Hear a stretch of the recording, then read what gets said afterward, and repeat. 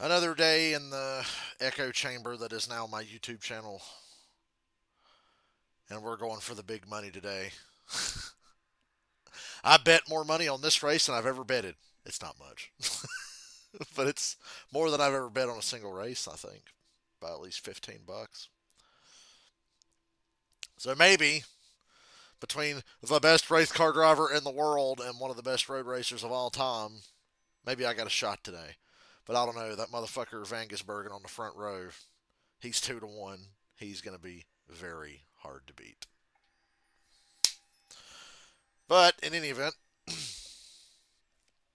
this is going to be a cool race, I think. I just hope either Kyle Larson or AJ Allmendinger wins. Preferably Kyle Larson, because believe it or not, if Larson wins, I get more money. Larson was 8.5 to 1. AJ was 18 to 1, but I put a little extra money on Larson because I'm like, come on, right? He's due. He's due, man. He's been pretty beat down lately. He's gonna come out swinging here.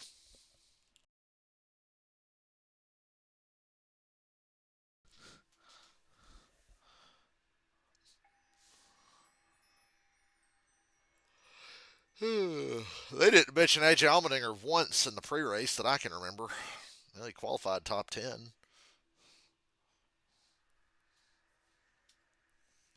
I have access to the Max onboard cameras this week for the first time in like a month. I guess my friend Shell's entire family wasn't on it all at once today, so I was able to get on here and fire up an onboard camera. I'm going to start with AJ's onboard camera since he's one of my bets. Viva Mexico!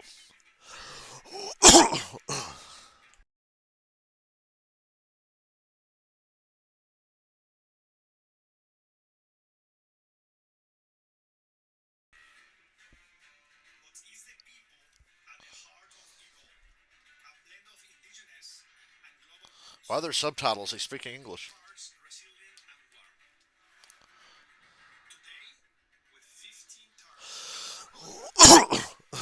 Only 100 laps.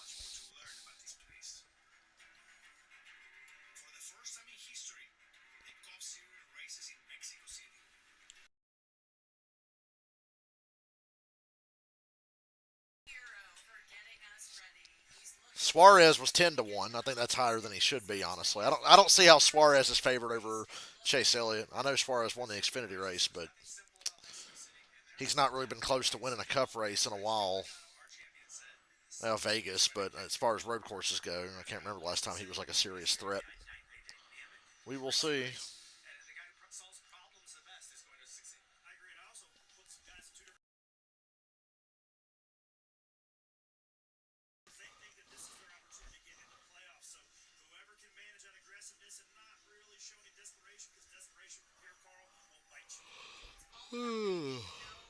Is it going to rain or what? It looks pretty dreary out there right now. I got Dale Jr., Steve Letarte, and Adam Alexander. Pancakes in the booth.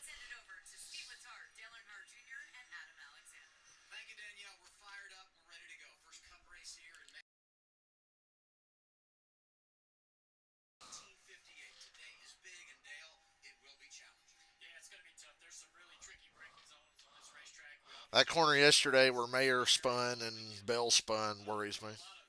That made me second guess about betting on Larson because I'm like, he'll be one to fuck up and spin out there.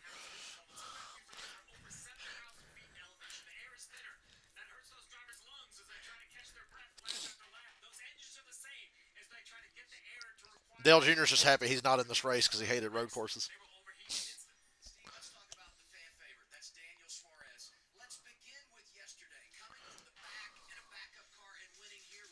And who was the owner of that car?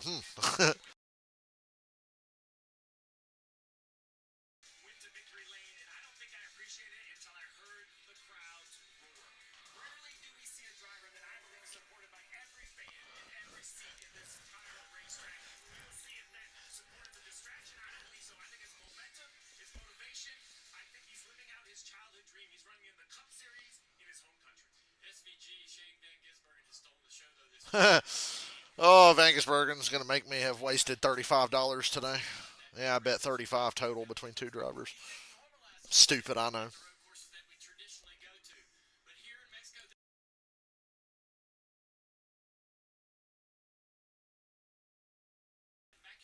He's back on the pole at a track where nobody's raced at, so once again, even playing field, just like when he won Chicago.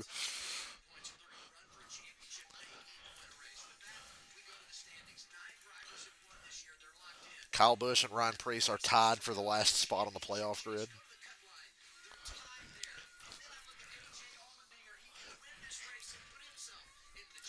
AJ's only 18 points out. A good points day. AJ could just come out of here above the cut line anyway.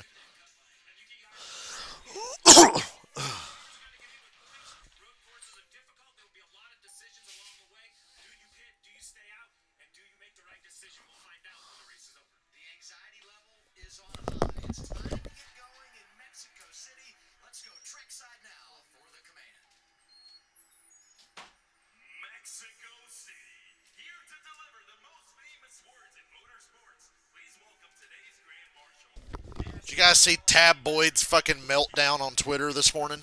I think he spots for William Byron, I think. He had a fucking meltdown today about being in Mexico. Jeff Gordon, El Jefe!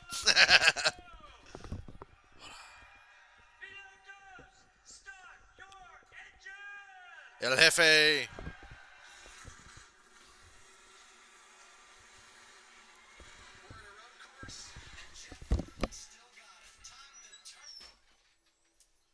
William Byron spotter had a meltdown online a little while ago.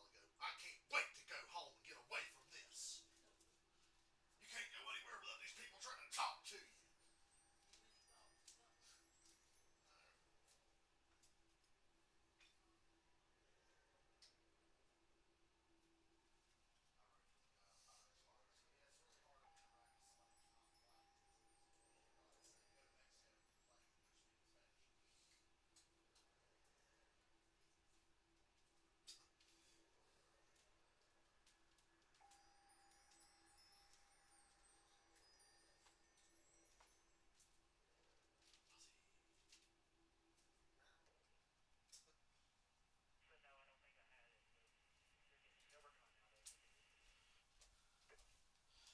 So it's the first time in a month I get to do the onboard cameras. I'm curious to see if Max is ahead or if Amazon's ahead.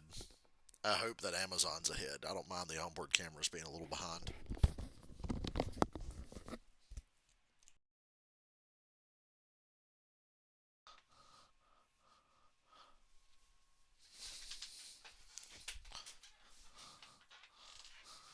Pancakes! Ha ha! I unmuted just in time for Junior to yell pancakes.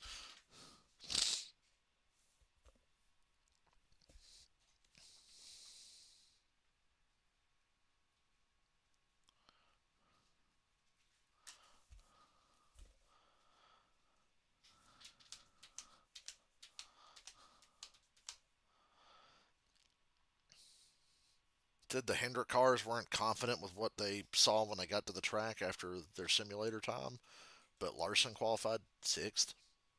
How could I not bet on Larson?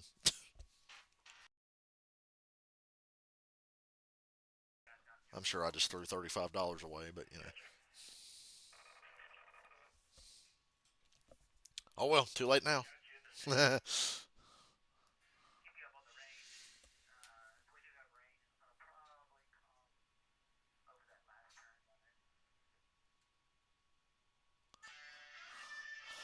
They're telling AJ if it rains, it's probably going to hit one part of the racetrack first, the tail end.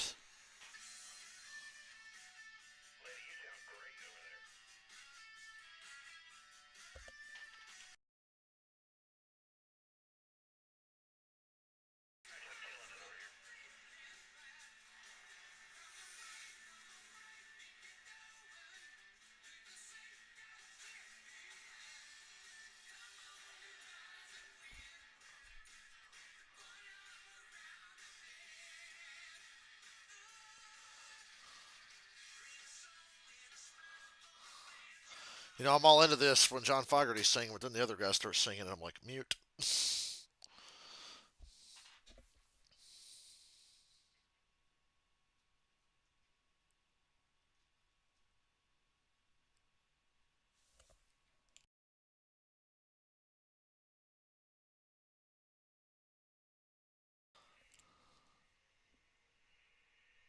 And they are a rolling off pit road as we speak.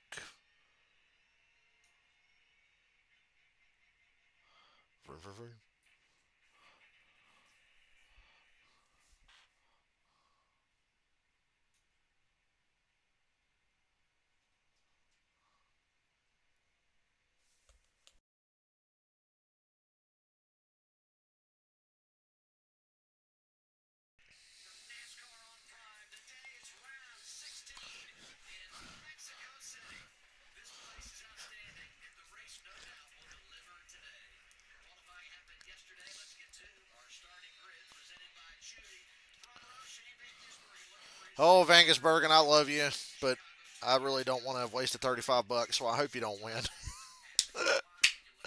I'll probably pick the worst race to spend that much money on. But I was thinking, go big or go home.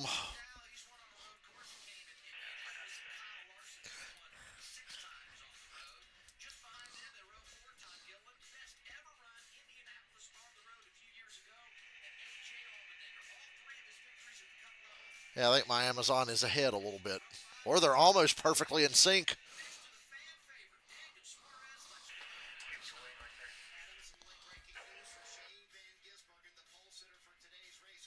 Tell me, he has to.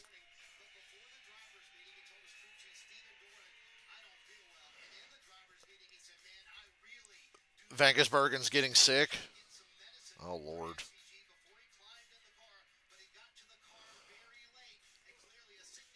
Fucking Michael Jordan flu game here for Shane Van Gisbergen. He drank the tap water. uh, you don't drink the tap water in Mexico, brother. No, the fucking cartel. The boomers online are going to say, oh, the cartel fucking poisoned him because he was the favorite and they want to steal the money.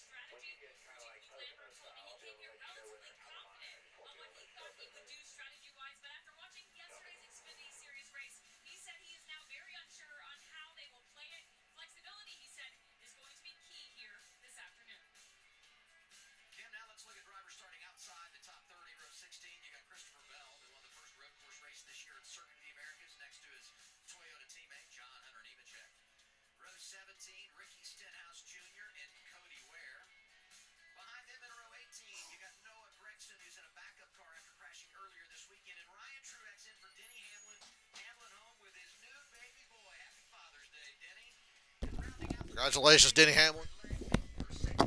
It's a bouncing baby something. I don't know if it was boy or girl or not. I ain't all up in Denny Hamlin's business like that, even though I listen to his podcast.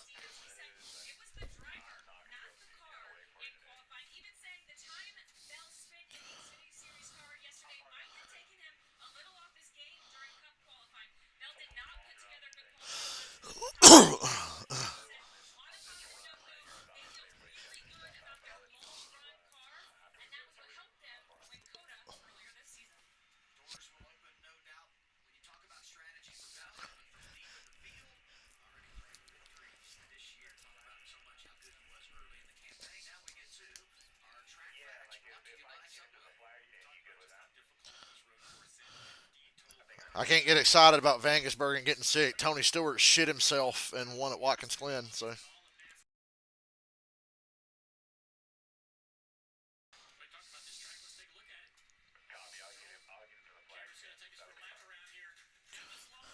that front straightaway is very impressive.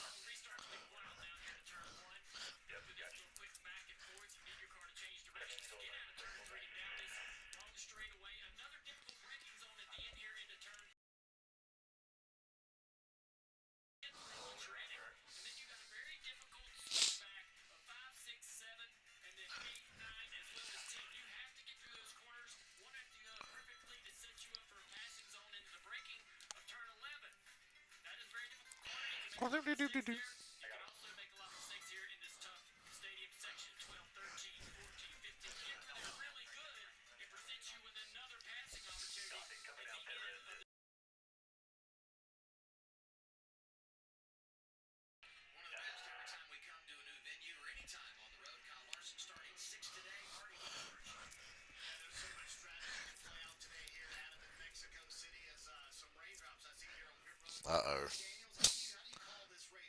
It's drizzling just like Shane Vangisbergen's ass right now.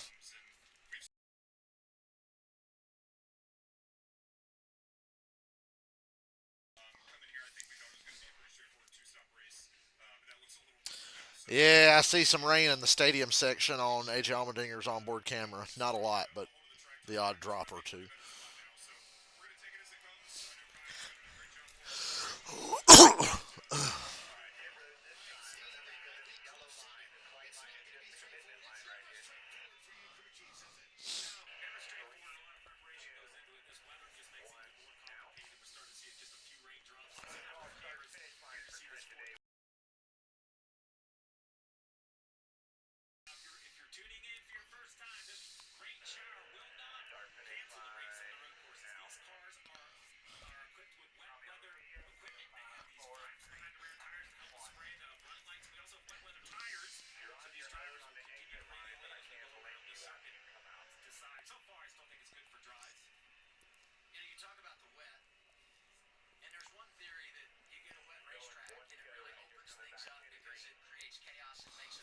Coming to the green, the occasional drizzle on the back end of the racetrack, but nothing major.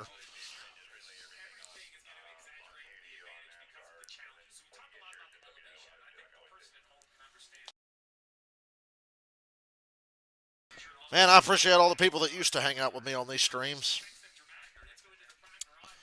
I guess these will have to go at the end of the year too. I guess I'll consider it at this point because every week now it's like this.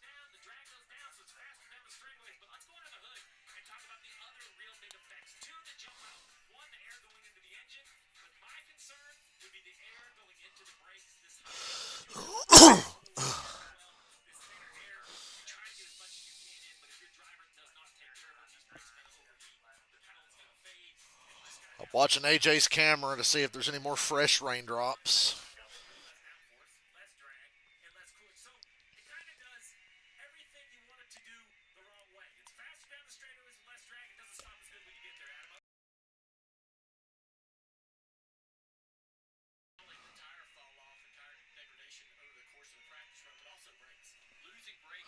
This is the highest elevation racetrack that NASCAR has ever raced on. Well over a mile above sea level.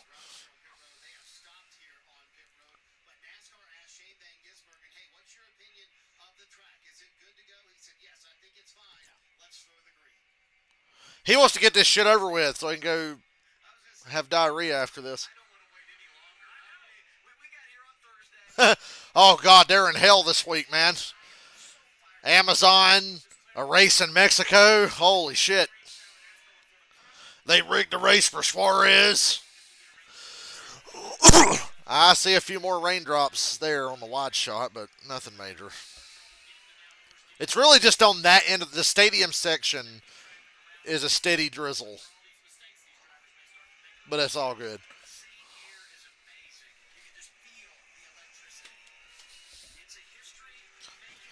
Coming to the green. If Kyle Larson wins, I get like 240. If AJ Allmendinger wins, I get about 200. So I can't wait to watch Vangesberg and just wax my fucking ass and take my $35 I spent today on bets. Let's see if the Cup guys can handle turn one on the first lap as good as the Xfinity guys did. Let's find out. Trackhouse 1-2 entering one. Ross charging on the outside. Trackhouse well ahead. Really clean turn one. Borderline parking lot. Wide exits here. Ooh, McDowell on the grass, sliding, hangs on. Oh, that was Hosevar, my bad. I saw a Spire car and thought it was McDowell. It was Hosevar.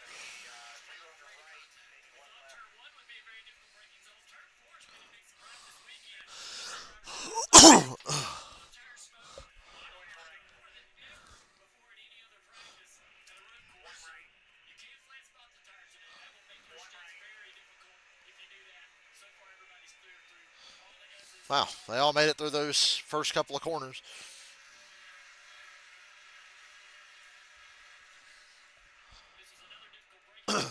Caution. They're throwing a caution. What happened?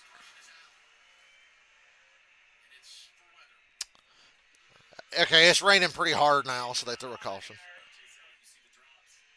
It's raining pretty hard in the stadium section.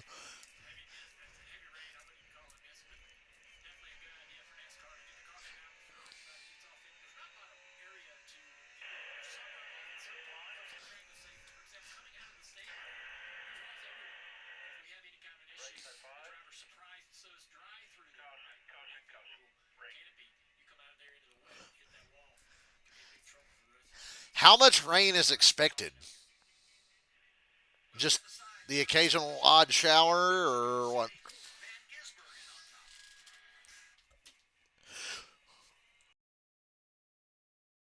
Now the Boomers are going to play. Say it's raining. It never rains anywhere but Mexico, you know.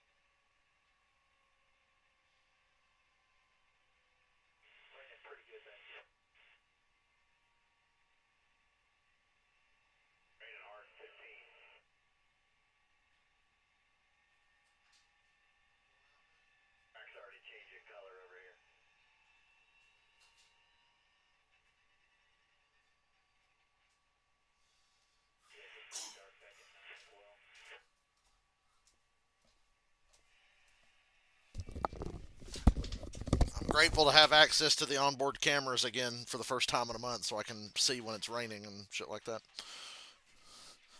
And it is definitely raining on at least half this racetrack pretty steadily.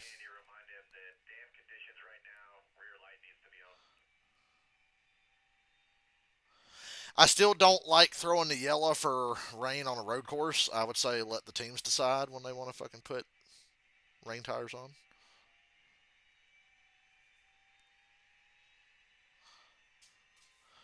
NASCAR's a bunch of pussies. I think as much rain as I'm seeing there, they're going to have to switch to rain tires. Yeah, definitely need some rain tires here.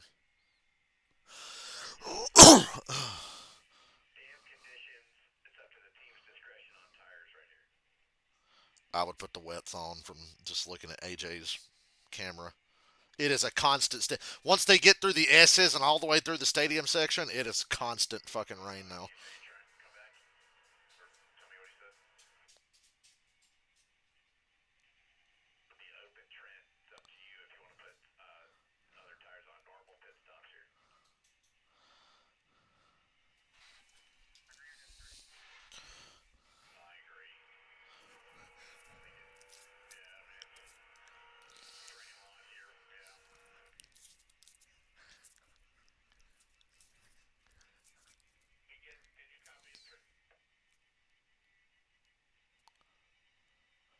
I think the wet conditions definitely favor my AJ Allmendinger race bet. And pit road's open. The two track house cars almost missed pit road.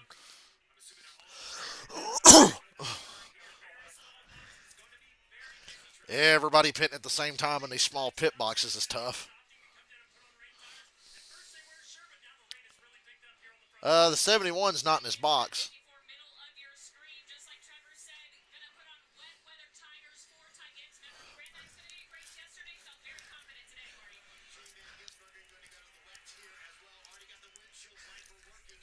We made it 3/4 of a lap.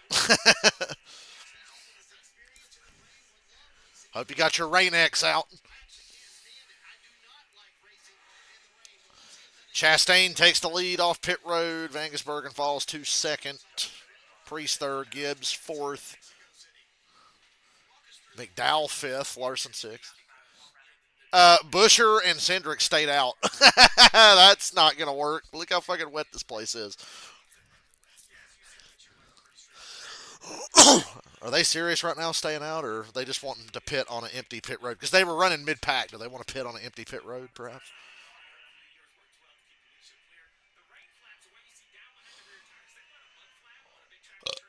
I like how those rain flaps don't do shit.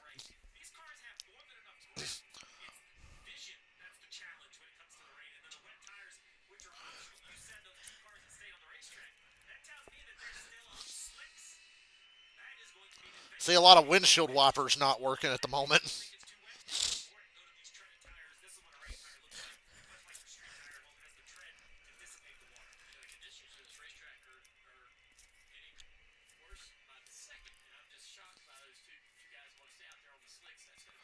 I'm a junior. I don't know. I'm glad I didn't bet on the 17 or the 2. I'd be raging right now.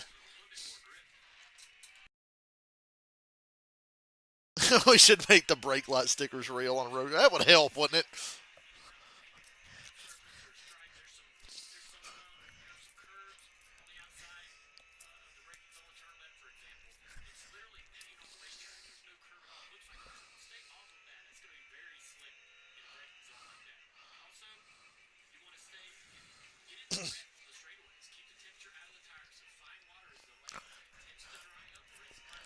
I wonder how Vangisbergen's feeling right now.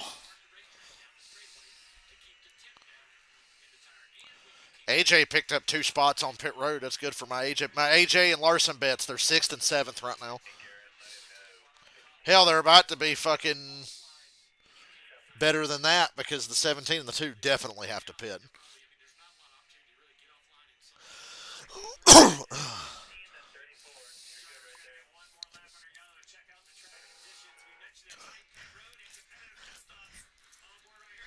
Did Chase Elliott get hit on pit road? Oh, close.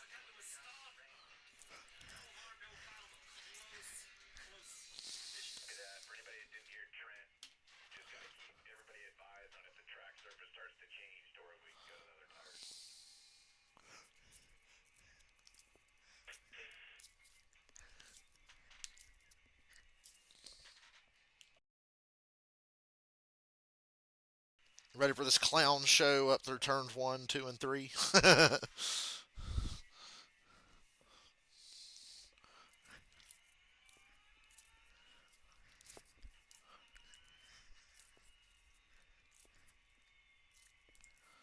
Still raining, but not like super heavy. It's not super heavy rain, it's just like really steady rain.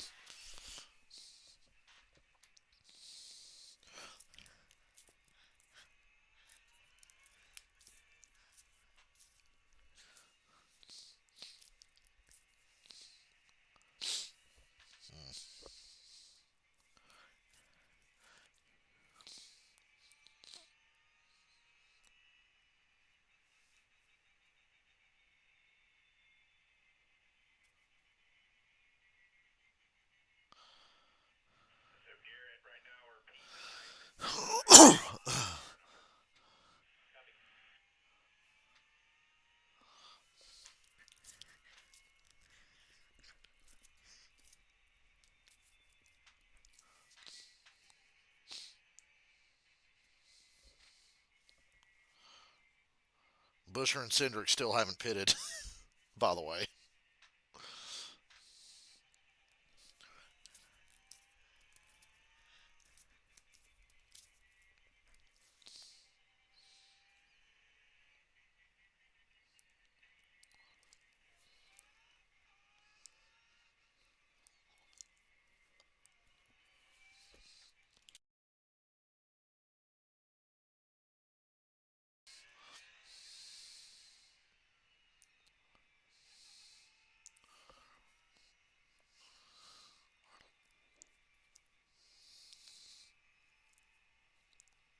I wish they could like replicate rain racing in a NASCAR video game. I think that would be fun.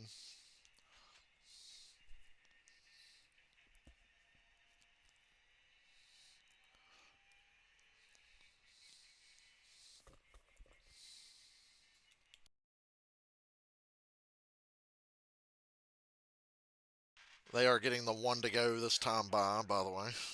Just heard on AJ's radio.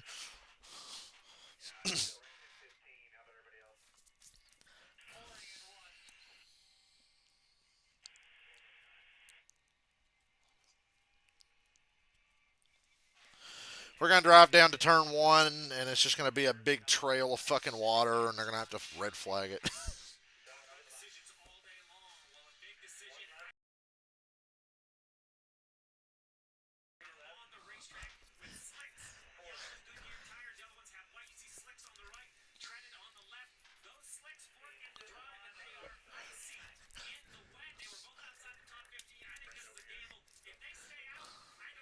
Through the stadium section, coming to the green, and the 2 and the 17 are still on track.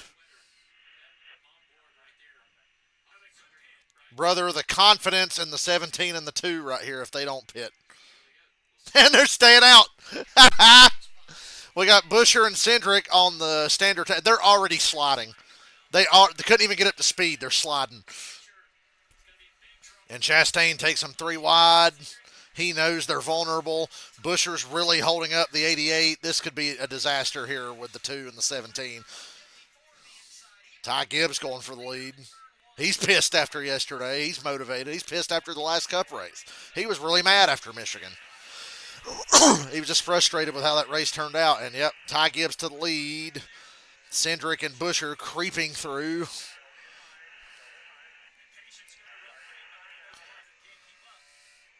Woohoo!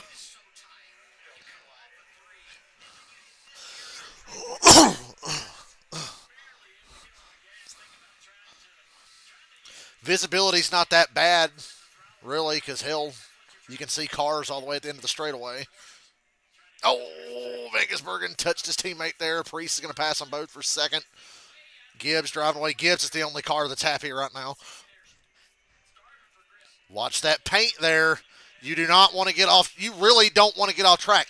There's actually punishment for track limits here because it's raining, because that paint is slick. Even for the wet weather tires they're on, it's real slick.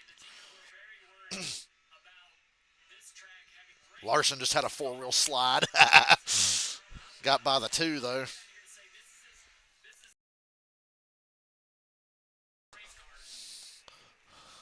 Somebody get sent off in the mud? A little bit.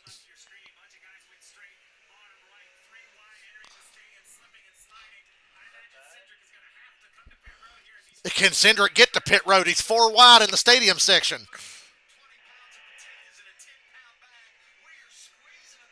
Oh, Busher can't get to pit road either. He's 3 wide in the middle.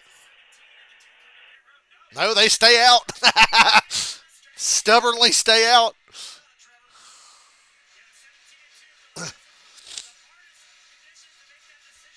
Oh. Busher almost hooked himself across Bell on the front stretch there. Look at old Tylenol Gibbs leading the race. Chastain's windshield wiper ain't working, and he's second. Both my race bets got ahead of the 2 and the 17, so that's important. Everybody's handling this really well this first lap with the rain. Now we're on the second lap of rain, and it's still drizzling on most of this racetrack. And it's been shockingly clean here for a lap and a half.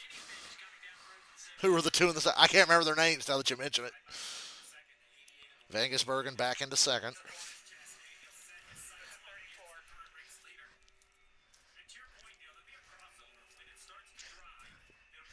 It's going to be a while. It's still raining. You can see through the S's. I think the S's have the heaviest rain right now. Old Kyle Busch just barely missed that tire barrier there.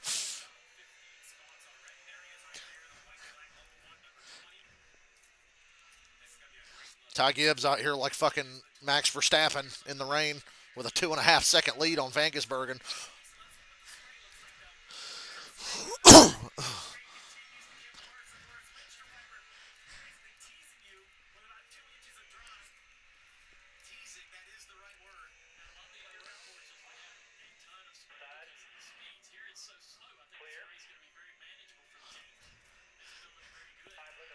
Yeah, most of this racetrack are slow speed sections. So the spray from the back of the cars isn't that bad. We can actually race in this. I thought NASCAR had given up racing in active rain because the last few road courses after that Coda disaster a few years ago, they red flagged the race entirely until it almost entirely stops raining. And after they sweep the track off, but they put the wet weather tires on. This, we're actually racing in an active rain shower for the first time in a while.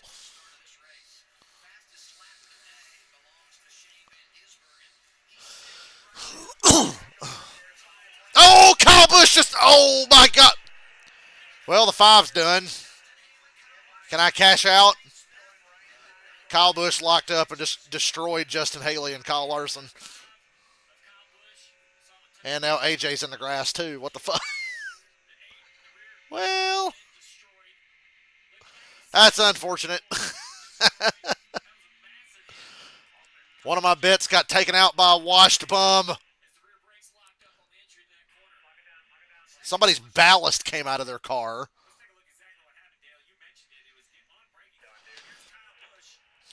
Kyle Busch driving along, pretty as you please. Hits the brake, nothing there. Four-wheel slide, bam into Justin Haley, bam into Kyle Larson. Wow, he literally just destroyed AJ too. Well, that sucks. $35 down the drain. I'll try to squeeze in 3 extra hours at work this week to make it up. That's a bummer. Oh, that just killed both my cars. Both cars I bet on just absolutely got destroyed there. Wow. I was too busy. Oh, he took out. I didn't even notice the damage on AJ.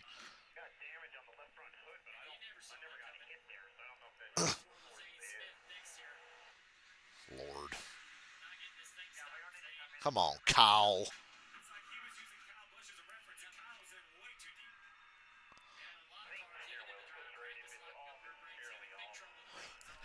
I thought Justin Haley would have saved us, but no.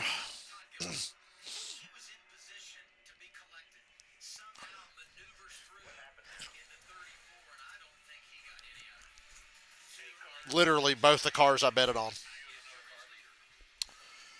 Both my race bets killed.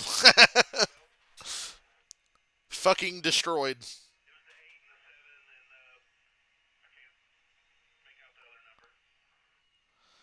God help me. Literally, both my cars destroyed. AJ's is still running. Like, I think the wheels are straight on AJ's. He just got really bad right rear damage. Larson's car is completely busted. I'll be surprised if they can even fix that.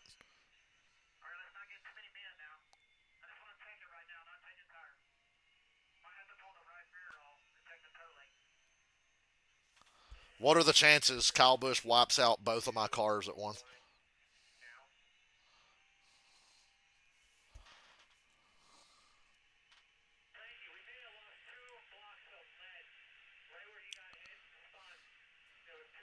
Oh yeah, two pieces of ballast came out of AJ's car.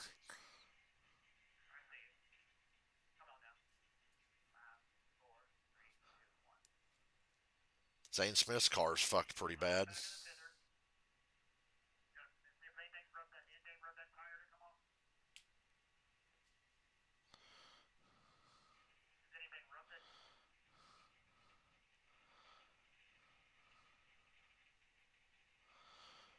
I'm officially on the Kyle Busch's wash train.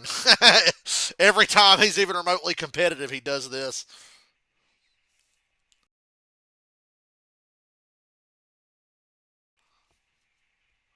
Was the lid out of Larson's car or AJ's car?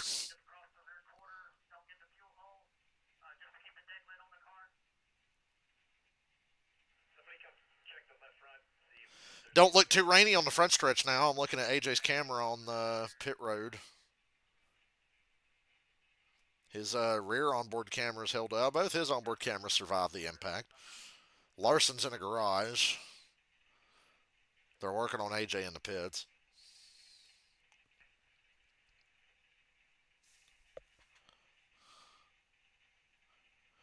Kyle Busch heard I spent $35 between AJ and Larson and decided to just, fuck me raw.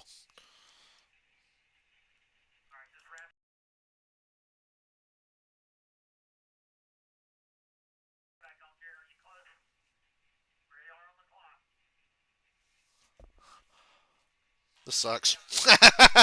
I'm not happy now, but I kind of knew this would end up this way. I just didn't think it'd be this early in the race that I'd get fucked this hard.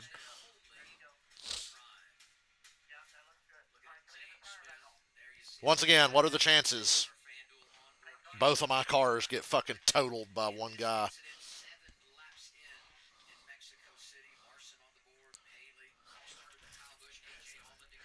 Shout out to Amazon for actually catching it live when it happened. Fox would have been zoomed in on the wheel well of the 88 and cut back to all them cars sitting in the grass going, "Oh my God, what happened?"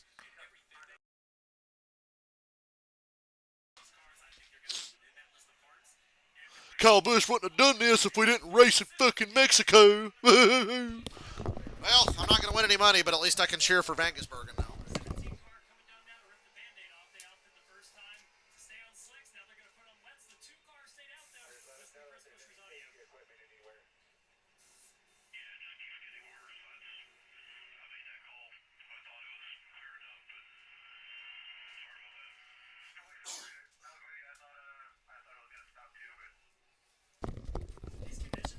Well, good news for the 17. It stopped on the front stretch, but it's still misting on the back end of the racetrack.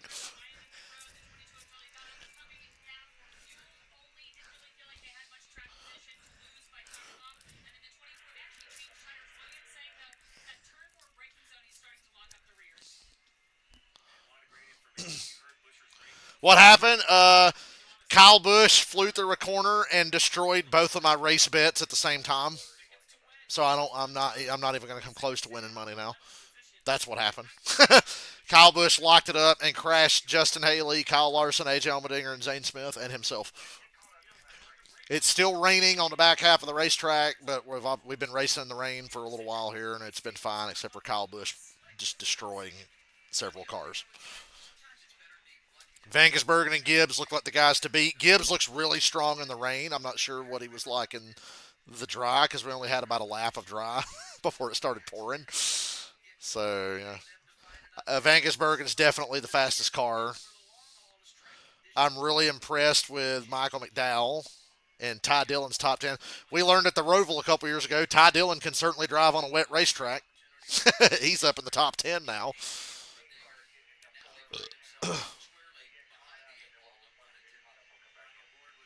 AJ Allmendinger's the only one that survived that wreck, it appears. And he's got a lot of right rear damage. Fuck.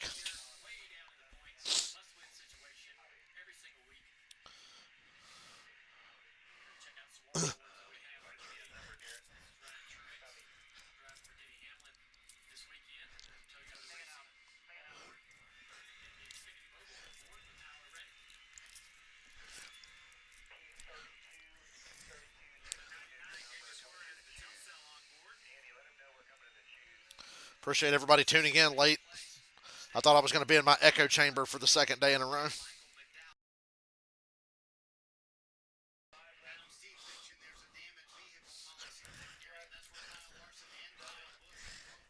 The two Kyles parked in the garage next to each other.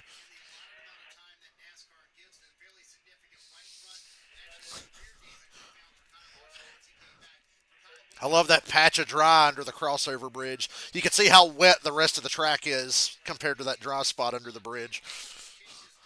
All right, coming to 10 laps. Gibbs gets a good launch. Like I said, he looks good in the rain, that's for sure. Suarez swinging out wide to pick up a lot of that water on the apron. Those were some heavy hitters that got fucked over there. I'm still on AJ Allmendinger's onboard camera because I'm clinging to the hopium that he can somehow come back and have a chance. He's on the lead lap. AJ is on the lead lap with four wheels that are still straight, so God knows what will happen. See if Gibbs can drive away again like he did this last run. A little wide there. Ooh, that opens the door for Vangersbergen, who was a little faster than him before that last caution.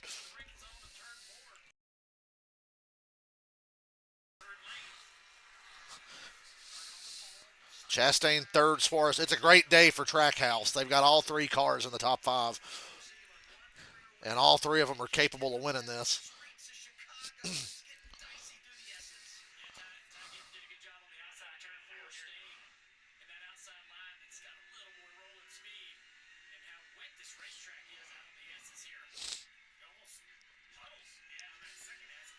It's like the rain is just hovering over the S's part of the racetrack right now.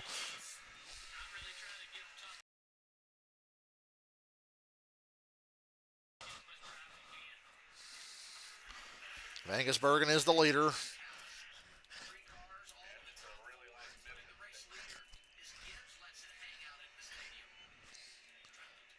I love seeing the differing lines. You see way more variation in lines when it's wet like this. And Gibbs is back to the inside of Angus but I bet you Shane beats him off the corner. He sure does. Gibbs a little loose off the final corner there. We're halfway through stage one. Hang in there.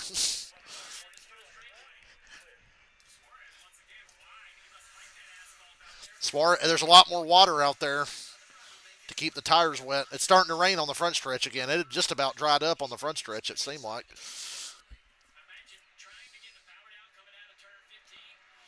Somebody run over a piece of bear bond.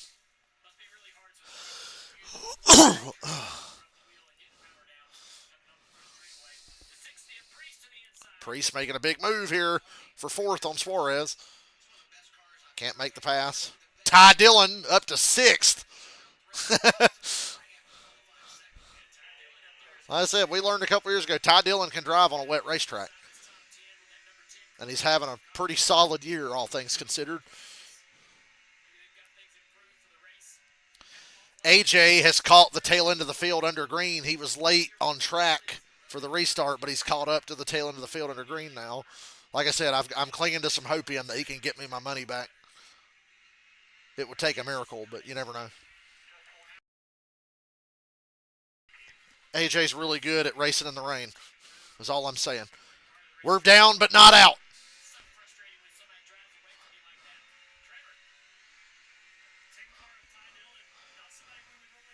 Ty Dillon just passed Michael McDowell. Rapidly approaching the top five. Ty Dillon's on a charge, man.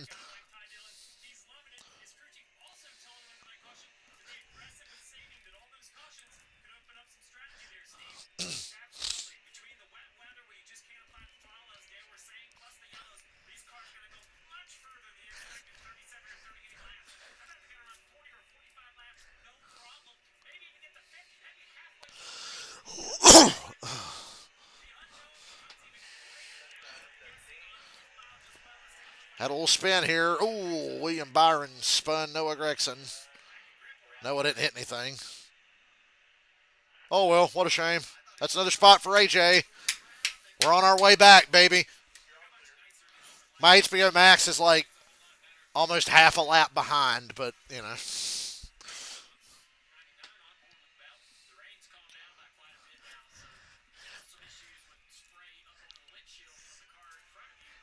Don't hit that damn tire wall. Well, it's not really a tire wall, it's a tire stack, but don't want to hit it.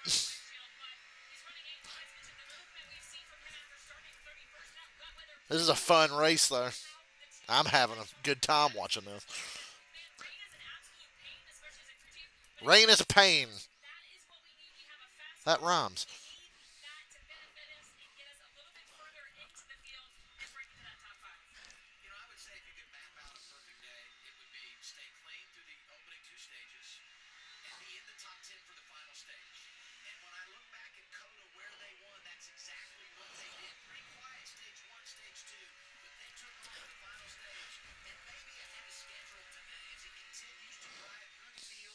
What a top 10 we got. SVG, Gibbs, Chastain, Priest, Suarez, Ty Dillon, McDowell, Christopher Bell, Eric Jones, Ryan Blaney. Blaney, who did not qualify worth a damn, is top 10. Vangesbergen's lead is getting bigger and bigger. 8 to go in stage one. Vangesbergen's in his own zip code. No more rain on the front stretch.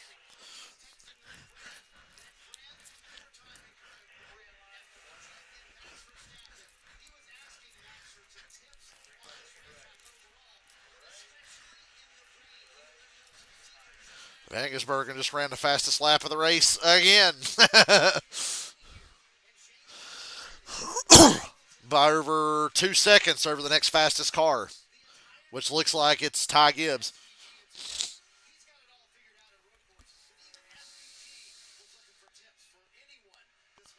Actually, Ricky Stenhouse has a pretty fast lap towards the back.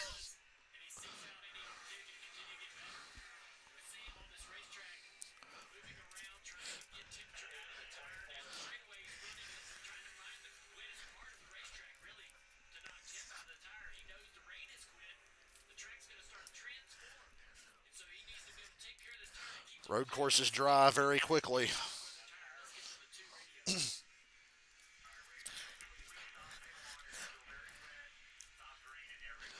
If I pit during the stage break, I might go back to the other tires.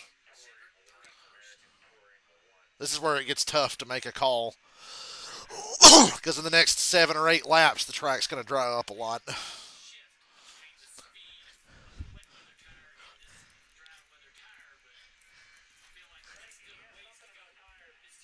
Almendinger is picking his way through this field very quickly. I'm just letting y'all know. Almendinger restarted 35th. He's up to 22nd. I'm not done yet, motherfucker. I am not done. I refuse to admit defeat. AJ can get me my money. Good 4.5 second lead now for Vegasbergen. He's getting about a second and a half a lap at least on Ty Gibbs.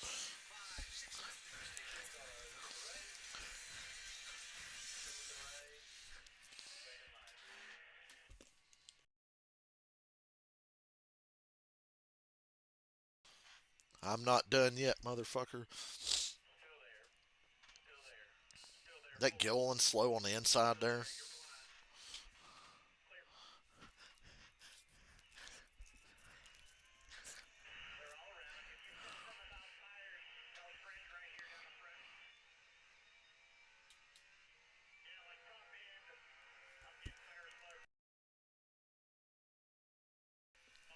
AJ doesn't sound too panicked. I don't even think he realizes how damaged the right rear of his car was after that wreck.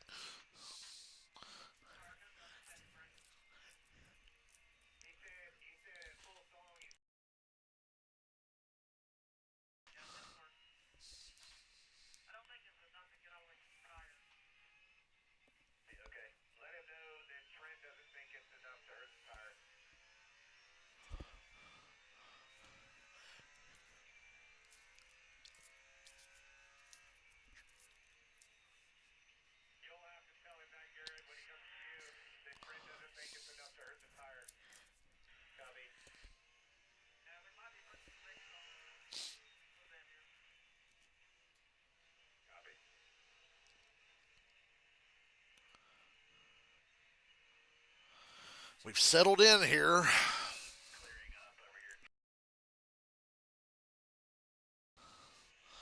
Be pit stops in about 2 or 3 laps.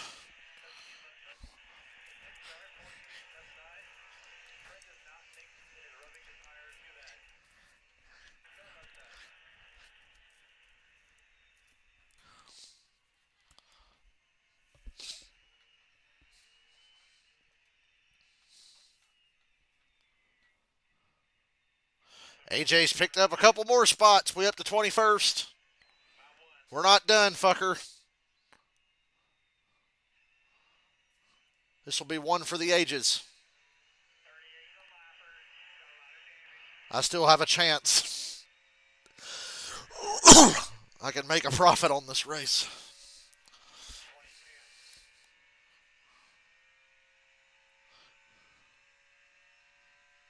As it dries up, is anybody going to be bold and test the grip out on the more dry parts of the track? Are we going to have another Kyle Busch situation? I hope not. If you do, stay the fuck away from AJ. And there's Shane Van Gisbergen just riding along.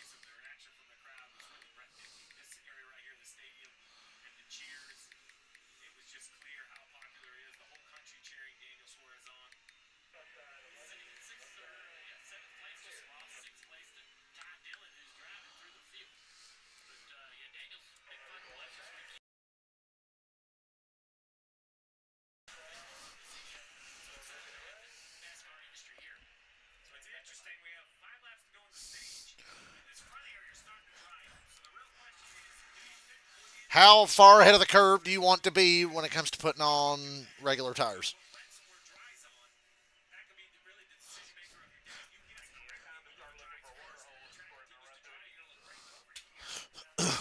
Edge Allmendinger's up to 20th. I'm telling you, we ain't done.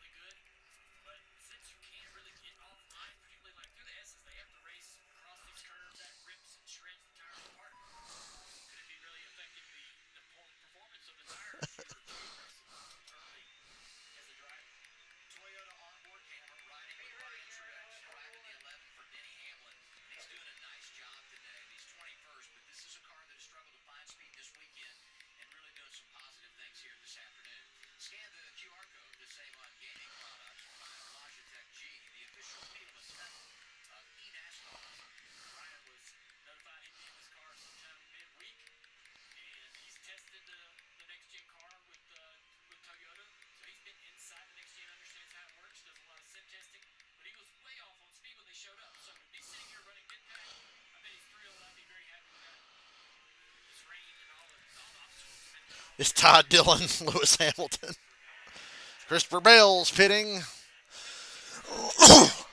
I would go ahead and put slicks on just to be ready for this next run when it's going to be even drier. I would put slicks on here and cruise around these last 3 laps. And that's exactly what the 20's doing. I would say that's going to be the order of the day here. Put the regular tires back on.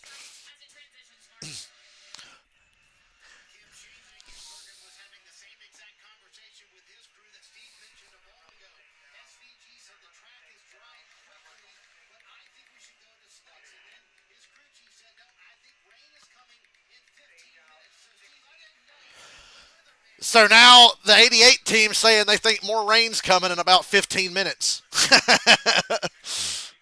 So, oh boy.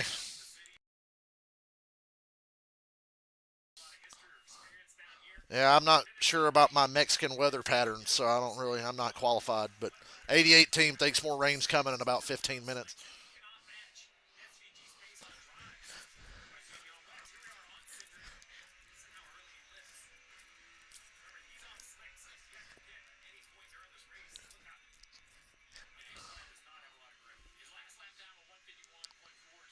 Allmendinger's up to 18th.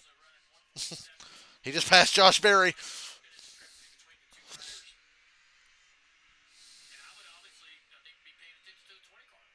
Ty Gibbs pitting.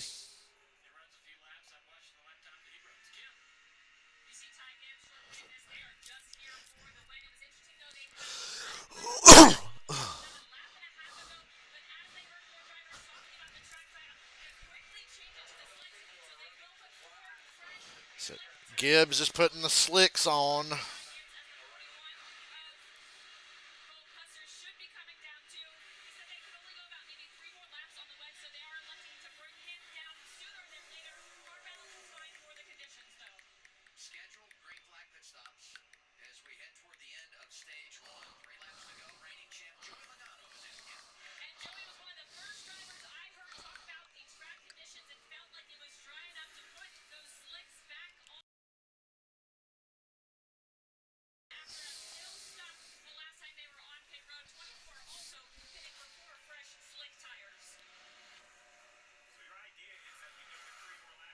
Seeing all these guys putting slicks.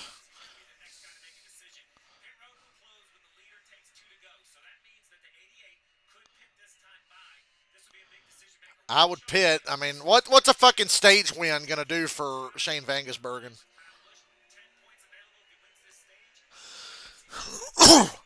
Priest should definitely stay out and take the points, but if the 88 don't pit here, they're stupid. They're stupid if they don't pit. They're stupid. Oh, no, no, they're pitting. He had a late entrance there. All right, what tires is he putting on? They said more rain is coming. Everybody else put slicks on that's pitted.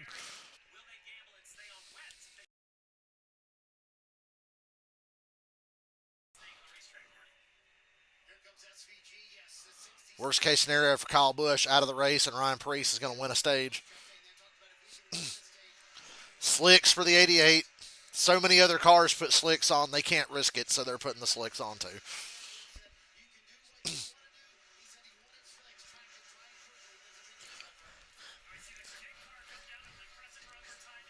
Good stop for the 88.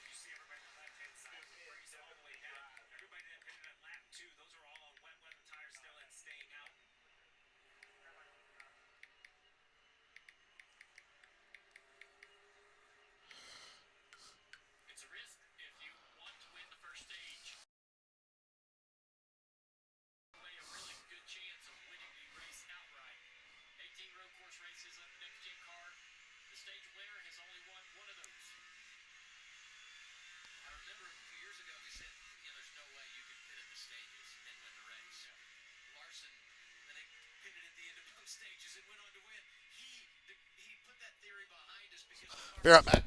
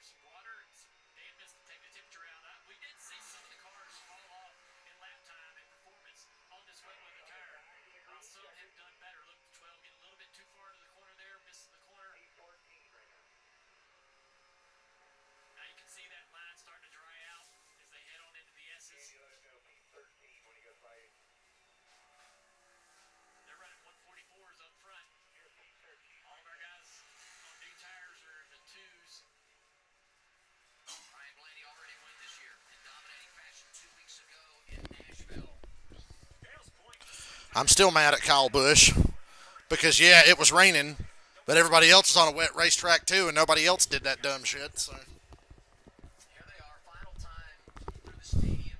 good for Priest getting points.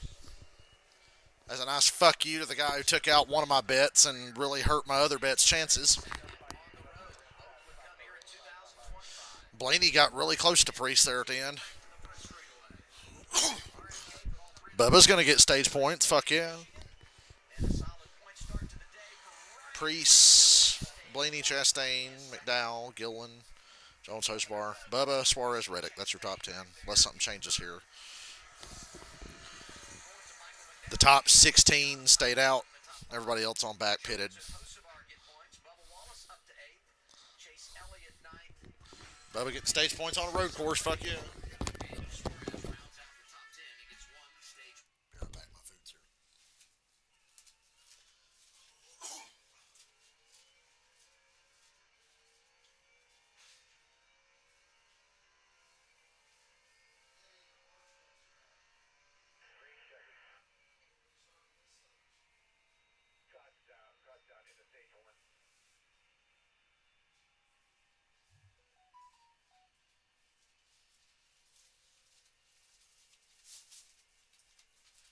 Cookout ripped me off. My large drink's only like 90% full.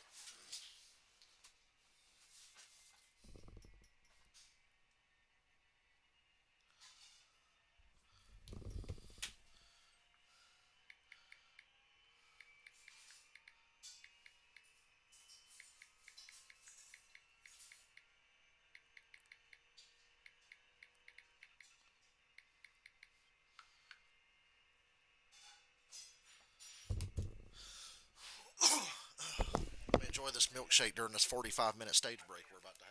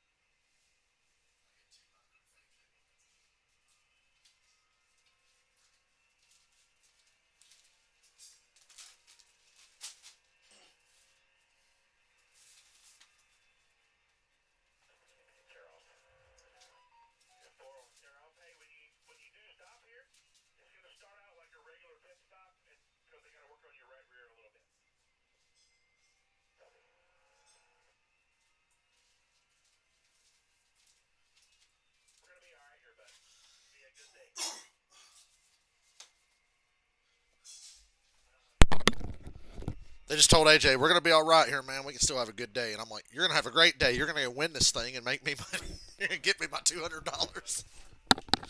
It's going to be better than just a good day.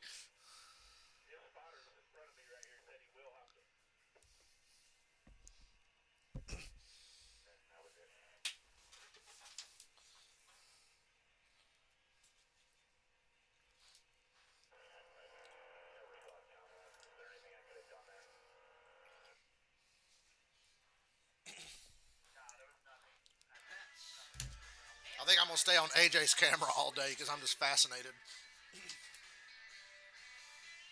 Have you with us on a Sunday afternoon from Mexico City? This relief lap is sponsored by National Debt Relief.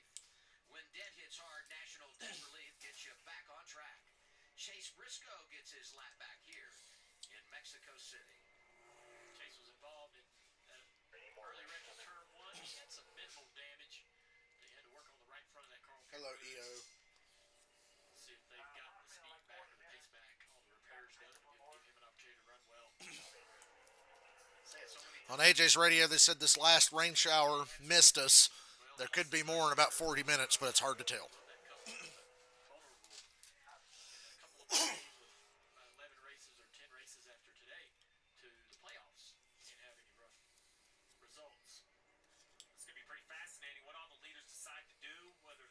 Time to go to slicks, whether they're going to stay on range, come around this time. Pit Road will be open. Priest, Blaine, Chastain, McDowell, Gilliland all have to decide. I think the safe call is to come get on slicks with everyone else, kind of get on sequence with everyone. I could see the gamble of just staying out on reins, hoping for another shower. The slicks weren't quite fast enough. We think they should continue to get faster if it doesn't rain again. You see slicks on the wall right there for the Trackhouse team. First thing we said when we came on the air to practice Friday, we're excited about this process, but we're also very curious because there were just so many unknowns of a new venue. And then you add the element of, okay, it's going to rain, the track's going to get wet, but which direction do you go? The curveballs that these teams have faced across the board this weekend have just been remarkable. Well, I'm thankful that over the course of the last couple of years, NASCAR sort of put it into the team's hands to make those decisions. Yeah, let the teams be the ones to decide their fate on what tires to put on the car. So that's been enjoyable because it's really turned it into a more natural race.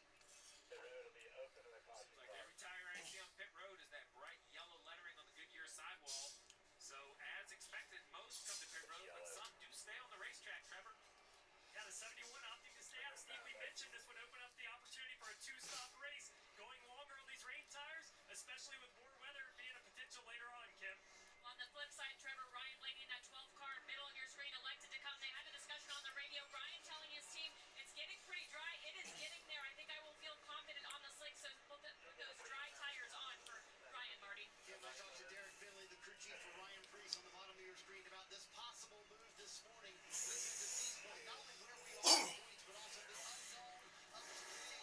I'm going to take stage points and a playoff point if I can get it. He did indeed get it. They go to slicks for the 60 after the stage one win. If you're going to play this game, Marty, you have to execute on the pit lane, and Priest does that. 17 drivers stay out. We reset the running order when we return. Still here, I'm just eating during the stage break.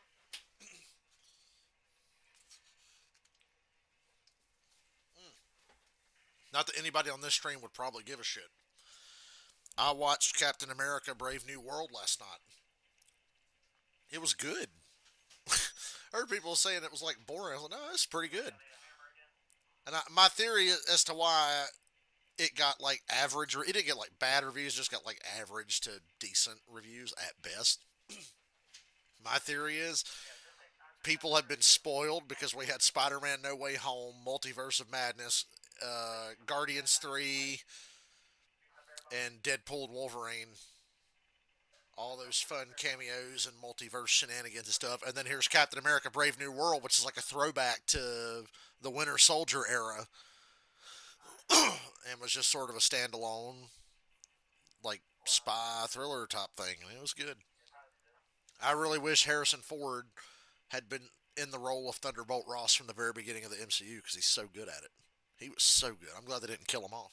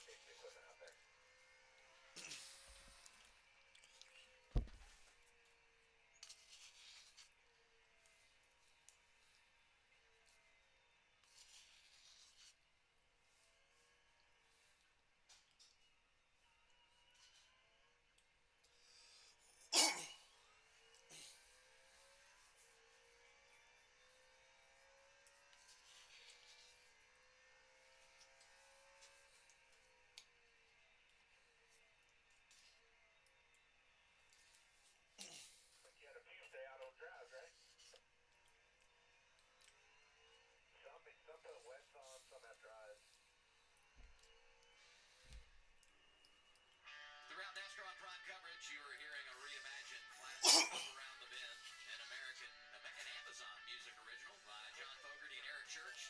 Listen anytime as it's available to stream only on Amazon Music. I know Danielle, Carl, and Corey, they're toe tapping down there, aren't you guys? Oh, we are just living for this action right here outside of turn 12, Adam. Good news, bad news for your Don't state. care what you say. It's been a good race. Good news is he entered this race on the playoff cut line. He's got a fast car. Bad news is no stage winner has gone on to win a race at a road course in the last 7. Let's talk conditions, guys. NASCAR right now is considering this a dry track. We're seeing a lot of drivers shoot slicks. What do you see? Sorry, somebody's considering that dry? This is a mess, guys. And as a driver who's been in a stock car on a wet track and a drying track up in Montreal a while back, this is very. I was just about to say Carl Edwards won Montreal in the rain Manage the car around the when track. Marcus Ambrose pulled one of his patented all-time choke jobs. Show the highlights. 15 seconds faster now a dry-ish line, and you have to really toe that line of grip to go find what works. We know there's 10 more seconds on the racetrack of pace than what these guys are used to. That's the challenging part. Yeah, we saw that one of the best drivers in the world, Kyle Busch, just drive down in there and lost the rear. It could happen to anybody. Well, Carl, he used to be one of the best drivers in the world. I'm not so sure now. Not feeling good, but he's running good. Ryan Blaney also performing well. SVG said he doesn't like to race in the rain. Amazing. Ryan Blaney, what did you tell us this morning? I said 1 to 10. What's your confidence if this thing goes on wet? He goes -2. So Blaney actually drove to the front, feeling really good. But I'm really excited to see how SVG manages these slicks up against these 4 guys on wets and see Oh, how. I see McDowell, Hocevar, Suarez, and Stenhouse have stayed out She could throw and a are wrench on into wet this weather whole game tires. plan. The radar is all green. I don't know why it's not raining right now. It's rainy season here in Mexico, Adam. You guys are doing a great job keeping up with it in the booth. It's a lot to manage, that's for sure. I'm all for going to Mexico City, but shout out to NASCAR for booking the race in Mexico during the wettest time of year. Pit road yet? His pit crew's probably getting bored down there. Everybody else coming, putting on rain tires, going back and forth. He's still on those slick tires. The only car in the field that track was drying out. It's going to come his way. Crew chief told him there's rain possibly another 20 minutes away. That would play out perfect for us to use these up, come down and get rain tires on. As you see right here on the left-hand side, great update, Trevor, of Cindric, who is on slicks, as you see on the left, but on slicks that are older than everyone else's slicks. The front four on wets. Remember, in the Cindric is still on the set of tires he started the race with. the dries are faster. I don't know what that means into turn one, but we're going to see which one has more grip. Yeah, it'll be interesting to see if the wets still have more speed because the track still seems a little messy feet. And the wets are softer. They can be fast. They degrade very quickly, and they've been on these cars for quite a while now. How much more do they have left? Spire teammates on the front row, McDowell and Hocevar, both looking for their first win of the year. Free pass of the 19. All right, stage 2. Second time, so he's now back one lap down. Hocevar cutting it wide as we return to the green flag to begin. The top 4 on rain tires, everybody else on the standard tires. McDowell blocking that low line. This should be a fun turn 1.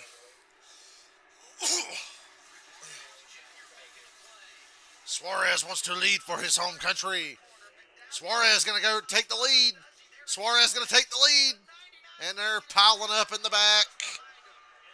I don't say, okay, nobody really hit anything. We're good. It's just Gregson spinning out again. Fuck him. And Suarez took the lead during all that. How long can he have it, though? Because Vankersberg and Gibbs are right behind him. They're handling pretty well. First third of this lap. So this is where I think the wets are going to have the advantages through the S's because there's still some puddles and some areas that the dries have to be careful, although that line is looking much drier.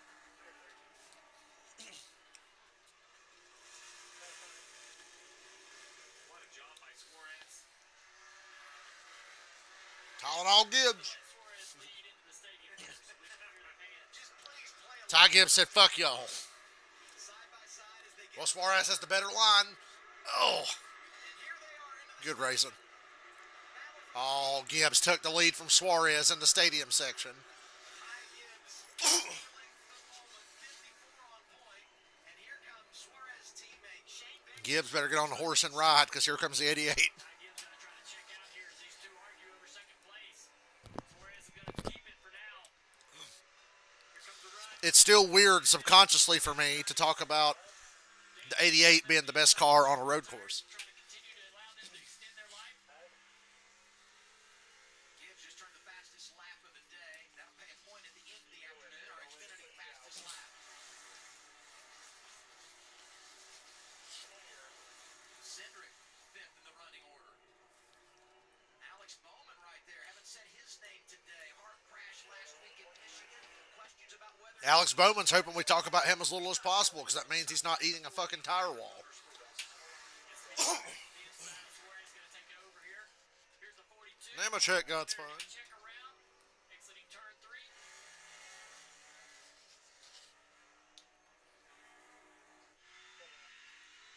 Riding on board with now the blaster on board. Starting to get a little rhythm now. Some running, track drying, a little bit more conditioning. Let's see right here, Mike McDowell on board. That's well over 100 miles an hour as he comes down to the second set of the S's. Now he's entering the stadium. Oh, Cindric comes darting by. Remember, McDowell on wet, Cindric on dries. That's where the dries really have a huge advantage is under braking. I gotta say, the job that Cindric has done to stay patient, keep it underneath of him, avoid any problems, racing on slicks in a very wet condition. Adam Alexander made a great point about Cindric doing an amazing job today. Crew chief left him out in the rain on slick tires. He survived that. Track starts to dry at the end of the stage, so they just pit for gas only and get a top 10 spot, and here he is running fourth on the same set of tires he started the race on. More real estate to gain here for Cindric. Driving below Suarez. Coming through another tough part of the The crew chief had the vision. I was obviously too small-minded. Now,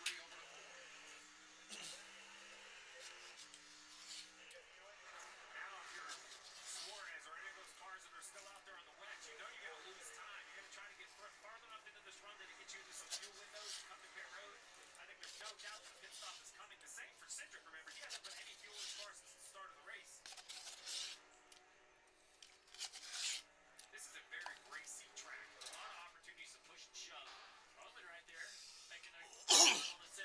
It's a road course with a lot of short track tendencies, and that's why it's so good, I think. These next gen cars are still good on road courses when you have a lot of low speed sections. The improvement with Coda this year was crazy. Wasn't sure even if he's going to actually race this weekend. Was doubtful about how he felt. Run pretty well here early. Bell with his best running position of the day, up to fourth. Qualified terribly, but everybody said this was a car to watch. At number 20. Second one to McDowell on those wins, still hanging in there. Impressive run for Bell. As you mentioned, they up to fourth right at 27 spots. Where he's Oh no, the toddler 34, Todd Gilliland. has been spun. Don't throw a caution. spot as well. 14-15 combination heading onto the front stretch. I like how yesterday at the end of the Xfinity race, that was a caution. Today, they stayed green. You got a lot of room to manipulate the car. That is exactly the same as the Jesse Love spin from the end of the Xfinity race. Got a little help from Priest there. Get back in the right direction. 77 trying to get to pit road there. Had everybody kind of three wide.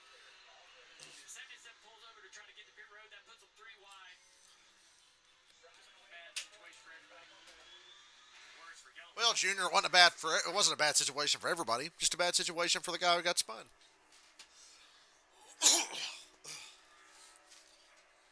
Interesting. Hocevar decides From your perspective, it was bad for everybody. now is still digging. Fine for execution. That means they have a plan on how much further they'd like to go.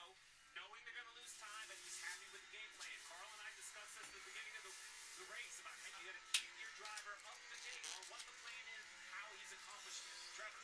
And the 71 of Michael McDowell starting to feel those tires wear out. Still within a couple seconds of the fastest times, but now the lap time's dropping down into that 94-second bracket. That's what we saw in practice. Crew Chief Travis Peterson was telling him, hey, go out there and run the dry line. I don't care if you blister these things. We're going to come soon. Actually, look at it coming this time, guys.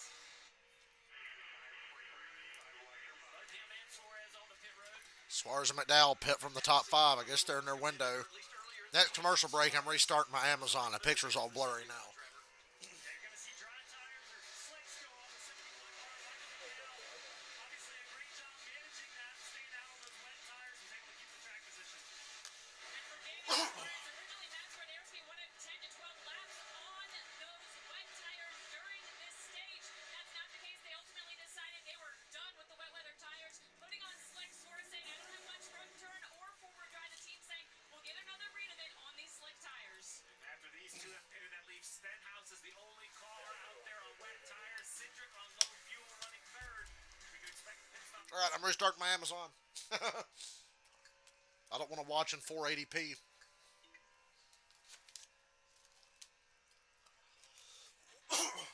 I got a 4K TV. Let's use more of them pixels.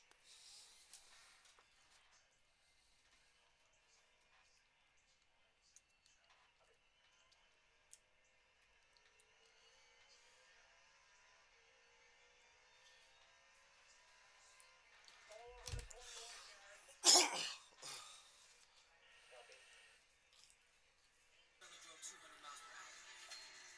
Then there's John Hunter Nemechek.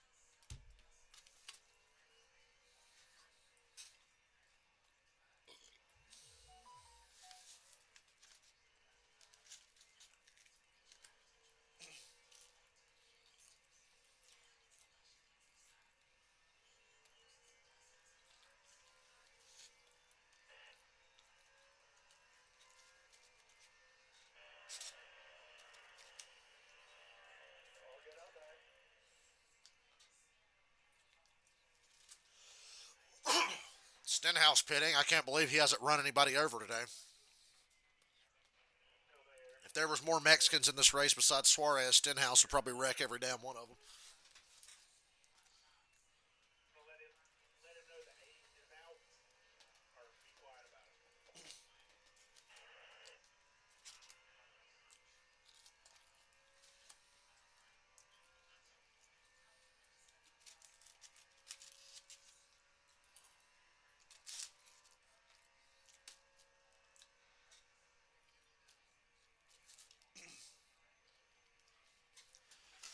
AJ Allmendinger had a slow stop. They worked more on the damage, but he's all the way back up to 19th. I think he restarted like 26th.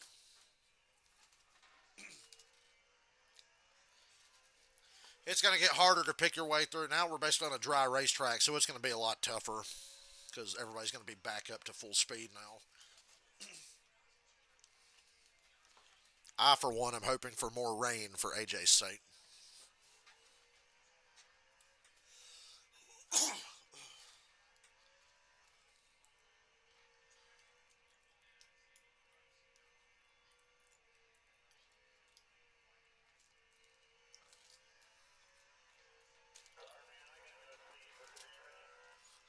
AJ just complained about. He says he feels like he's got no speed now with the damage, and like I said, we're on a dry racetrack.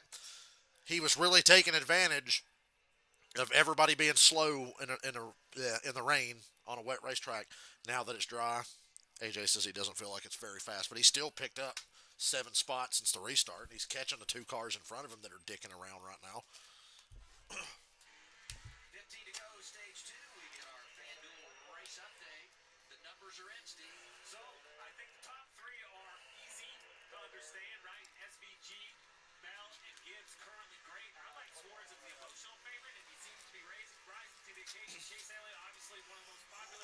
But other than the 88, the 20, and the 54, I have no idea. This race has been so chaotic with wets and dries and strategy.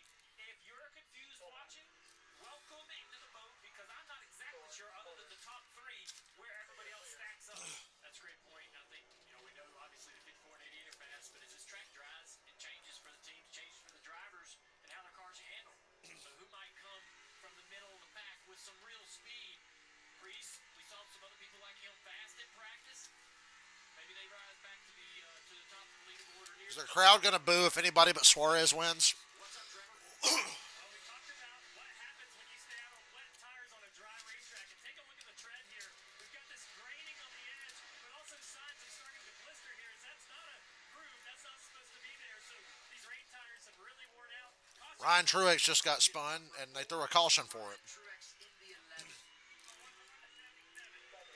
So that's a caution, but the 34, never mind. 77, I heard. There's 77.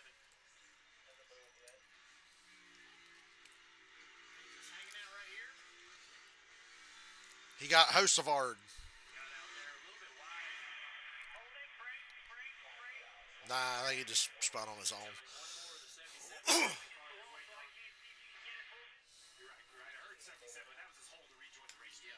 The track does have a dry line, but it is We heard them say 77 and just assumed Hosevar took him out, but that didn't happen. the S's a little bit, got a bit wide. So part of the racetrack. All good, buddy. Just re-rack them. Number 11. Let's get going. Let's just take a little bit of time out here and kind of reset where the field is after all of this strikes good. Gibbs leading, SVG second, Bell third. They're basically heads up, right? They're all on slicks. They're all on the similar fuel loads. And fourth is Cindric. Cindric is on slicks. Has yet to come to pit road. I mean, what this young man did in the wet on slick tires should be applauded. He has kept his team in. Now he's going to have to put some fuel in at some point. Custer, Coleman, Byron, Ty Dillon, once again, running great in this 10 car. All of those guys are in the same situation on slick tires. So the field, other than Cindric, is pretty well reset after the chaotic start. Rack has Cedric still not pitting.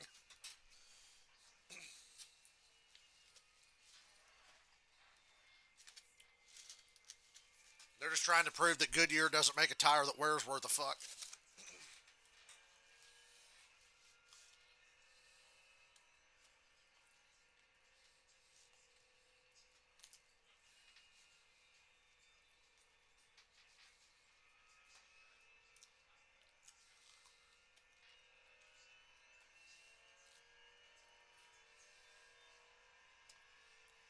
Some chicken little bit.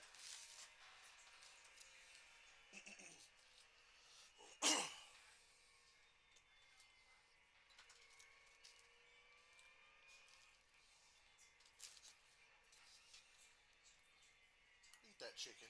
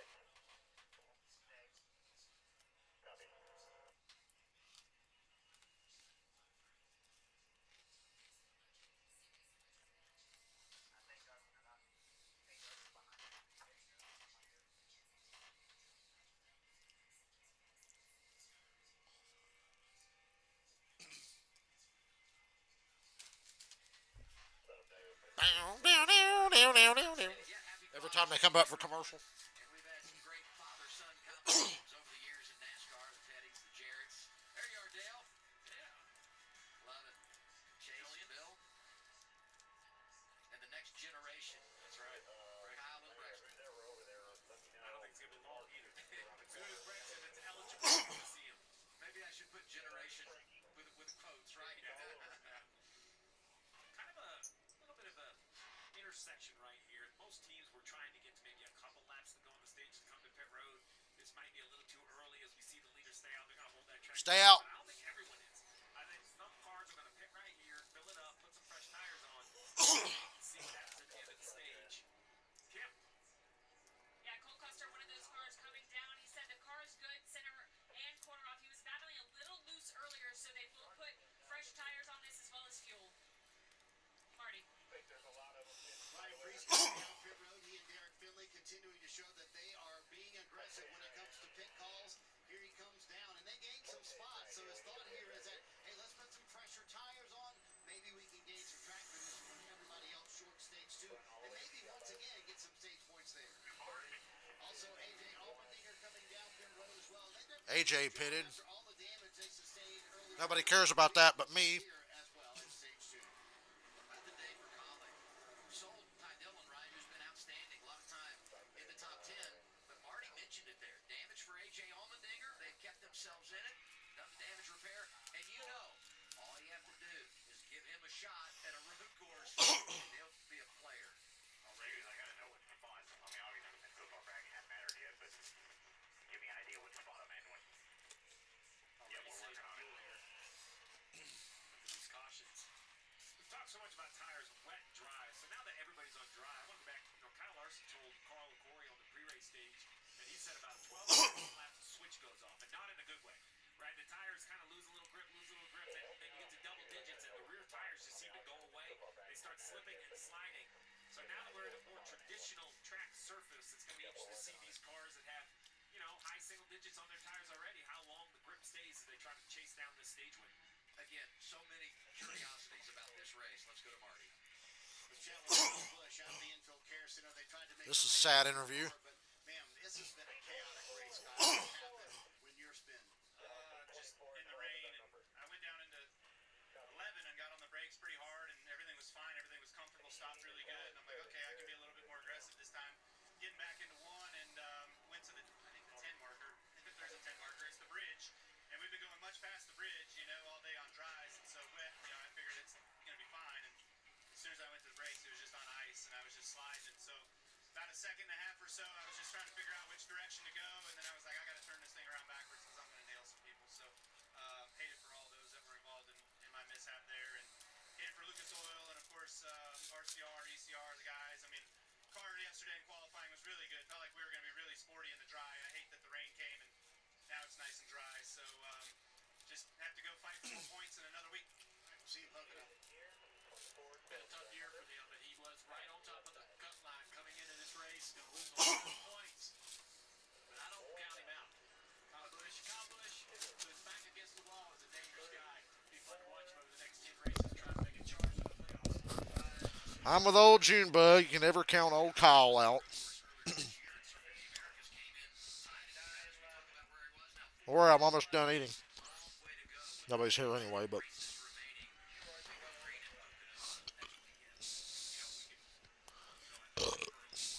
Excuse me.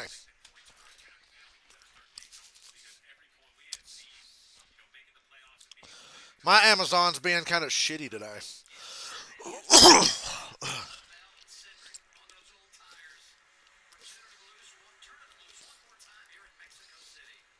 That's a lot of pixels I'm seeing right now.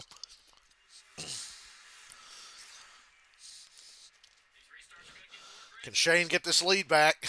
Gibbs has that better line. 3 wide, Gibbs, Vangesbergen, Cindric. Vangesbergen charging on the inside, which now switches to the outside. Can he get the run? Can he stay in it? Side by side down the straightaway, Gibbs and Vangesbergen.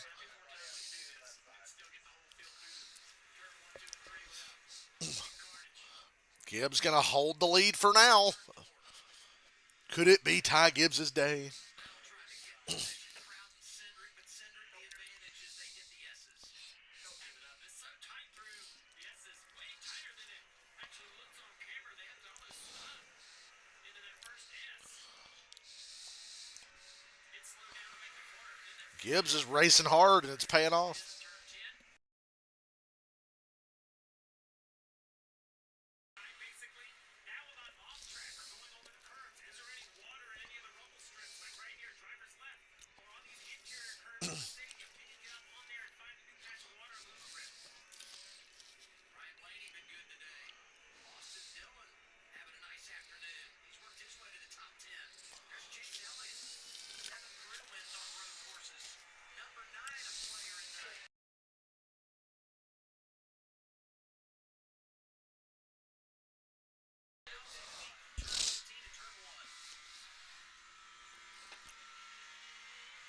See with this thin air at 7,300 feet, the draft is just not in the same effect. Any other racetrack, that 9 would have pulled up to the car in front of him, nailed it with this thing. What would happen if we built a super speedway on top of a mountain at mile high altitude? Would the draft just not work? Flores trying to get out of turn 3 here. Struggled just a little bit right there. Probably under the defense here as braking zone to turn 4. The car off track, the 20. Oh no, Logano hit the grass. 4 and 11 have been real popular spots this weekend. Talk about drivers missing the mark, leaving the racetrack. It's been pretty comfortable as far as the lead goes throughout most of the race, but now here we are. Shane about to have the second back and the pressure on. Gibbs has led the most laps today. Too bad they don't pay a bonus point for most laps led. Every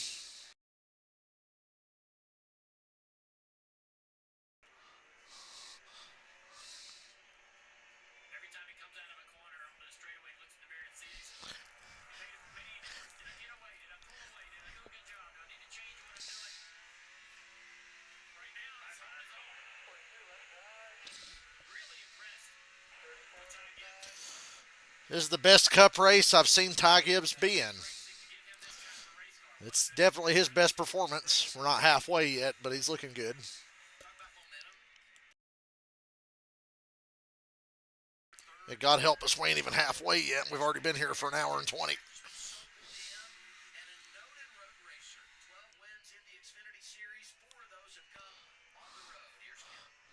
Yeah, Ty Gibbs out at the point. Their team was very confident in their driver's ability, especially at road courses. Say he's one of the most aggressive drivers that suits you at this style of course. And on top of that, he knows track limits as well as having car control. Right now, though, the spotters tell you when he tries to cross over, protect the inside. That he is SVG, Marty. SVG sitting in second. And he's Man, I'm about to give up on AJ's on board. Trying to think who I want to switch to next. I just need just a little bit, Trevor. Yeah, how about the drive? When SVG was leading, he got out to a huge lead. When Gibbs leads, he has a decent lead, but Vegas Bergen's right there. Gibbs can't even get half the lead that SVG had when he was leading.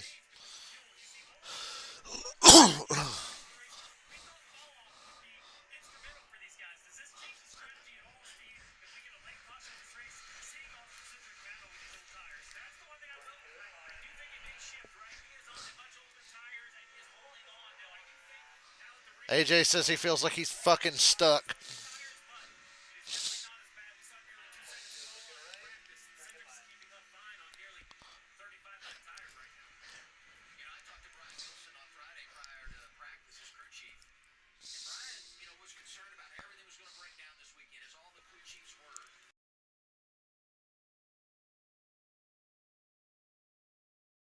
Practice for everybody at Team Penske, and despite the fact that everything got out of balance early in this race, the two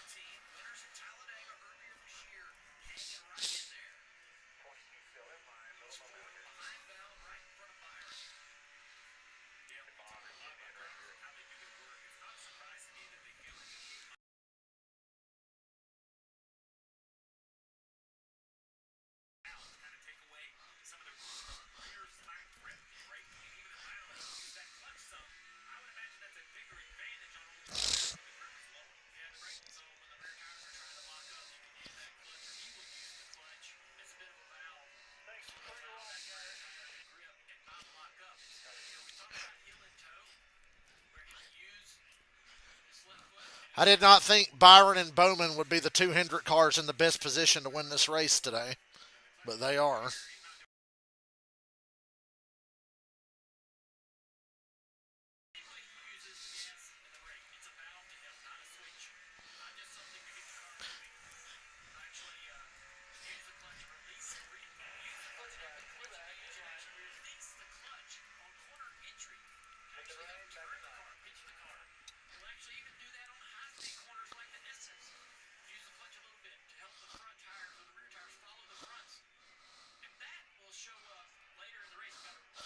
Eric Jones pitting with a flat tire.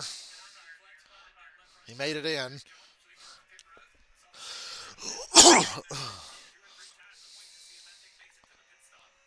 Yeah, Bell has been smoking the tires a lot, especially in turn one. He's running third.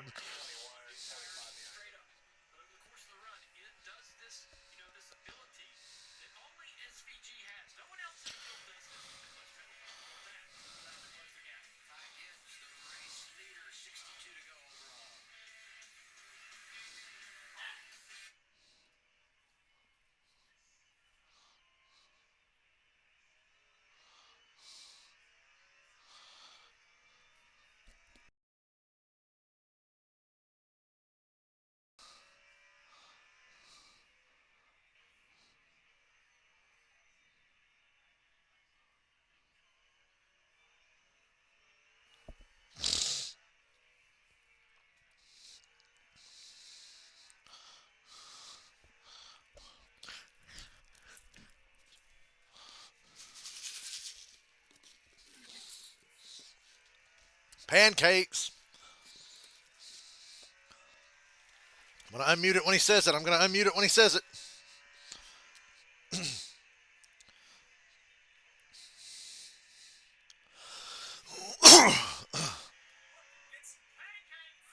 Pancakes.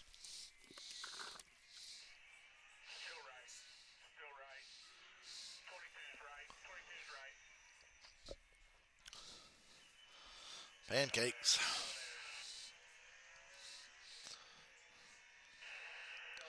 Boy, the picture on my HBO Max is crystal clear, and then I look at Amazon and I'm back in 480p again. Ty Dillon just got bullied off the track by Ryan Blaney and then Chase Elliott. They both hit him on the way by. Oh, that just makes him so heckin' mad, I bet.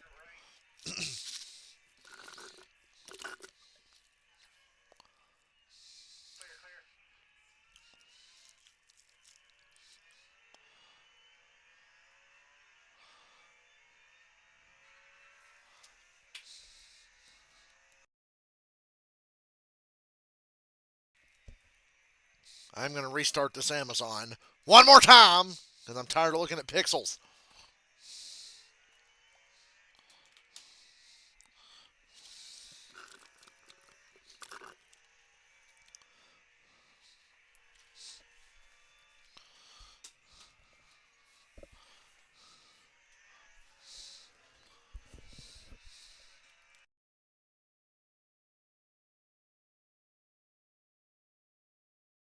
Man, I miss my old streams when we actually had conversations and stuff during the race. Those were the days. When this actually felt like it was worth doing.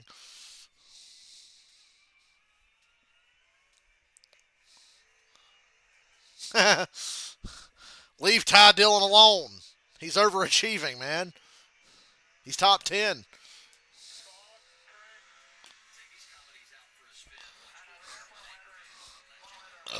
Excuse me.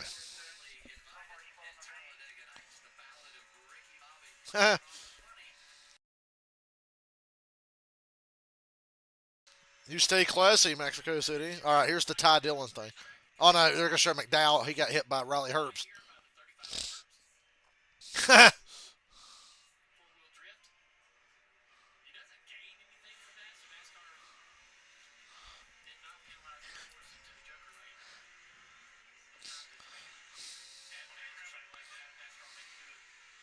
Get back and hit that 35, bro.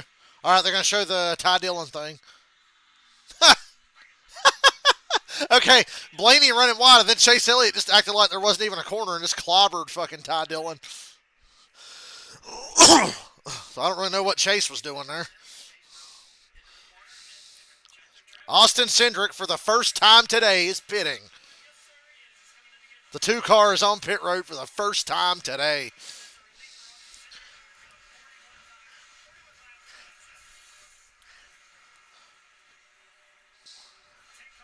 Ty Dillon on pit road as well. Stage two's winding down. Boy, that stage three is a long one. 55 goddamn laps is like an entire race.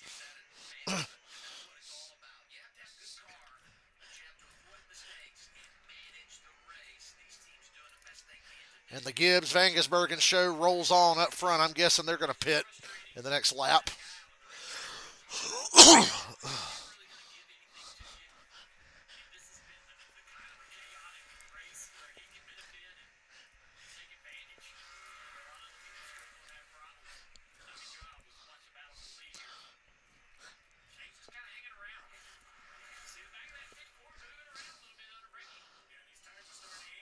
I'm very impressed that Gibbs has held the lead this long over a guy like Vangersbergen. Like I said, career performance so far for Gibbs.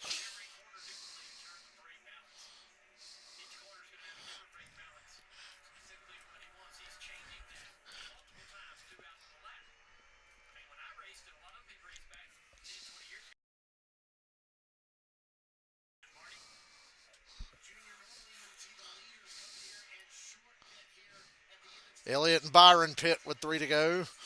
Bubba Wallace pits.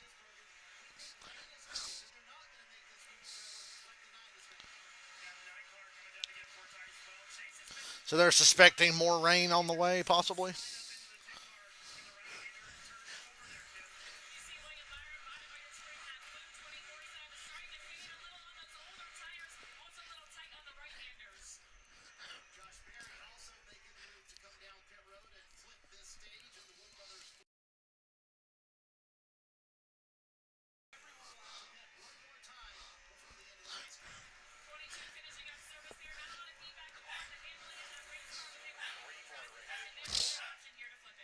I would suspect Gibbs and Vangersbergen are about to pit.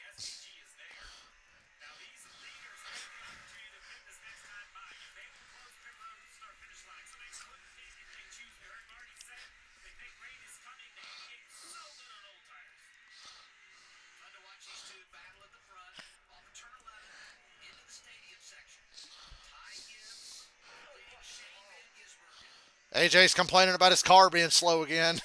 He knows he's got that damage. Oh, Ty Gibbs' late entrance to pit road. Vangersbergen's going to stay out here and hope that it rains. I think this could fuck Vangersbergen. If the rain doesn't hit when they think it's going to hit, I think this could really hurt him. I like the 54 pitting here.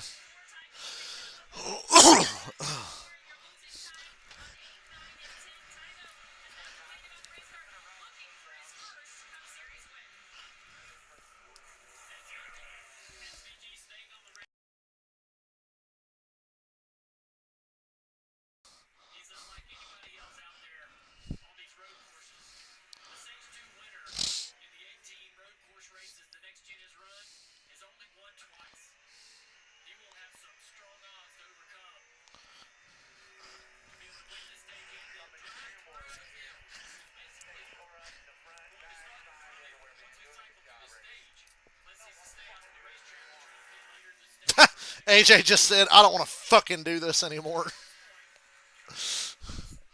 Yeah, I'm going to bail on AJ and pick somebody else to watch for stage three.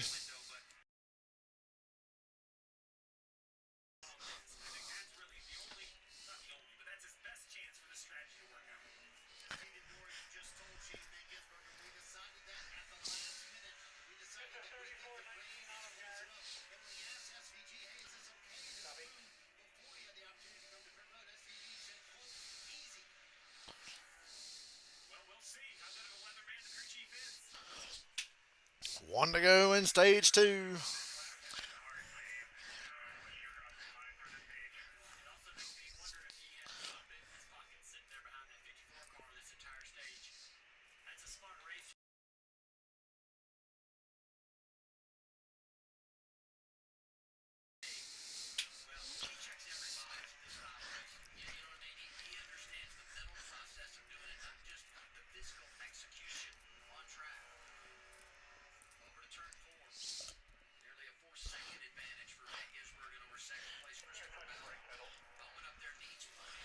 AJ says he can't touch the brake pedal. Going to get some here.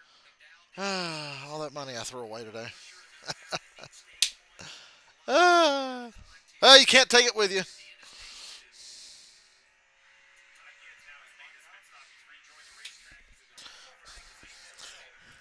Despite everyone in front of him has older tires, lower on fuel. We'll see a bunch of guys picking up at this time and throughout the stage. I imagine you see some clear track for him. So I imagine he's going to save a little bit of gas and not abuse those tires.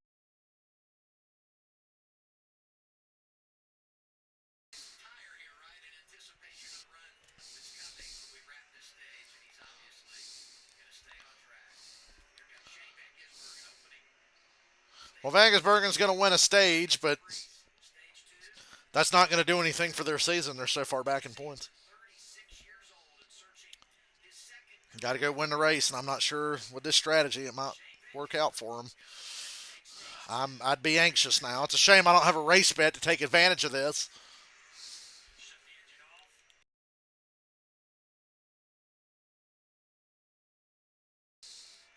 8 points for Bowman is big. 6 for McDowell. See a nice payoff coming from below the cut line.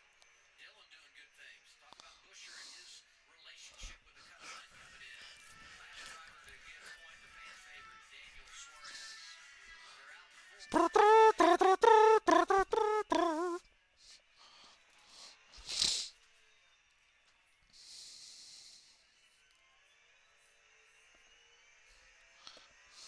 Ooh, let's see social media complain about this perfectly good NASCAR race that they're watching.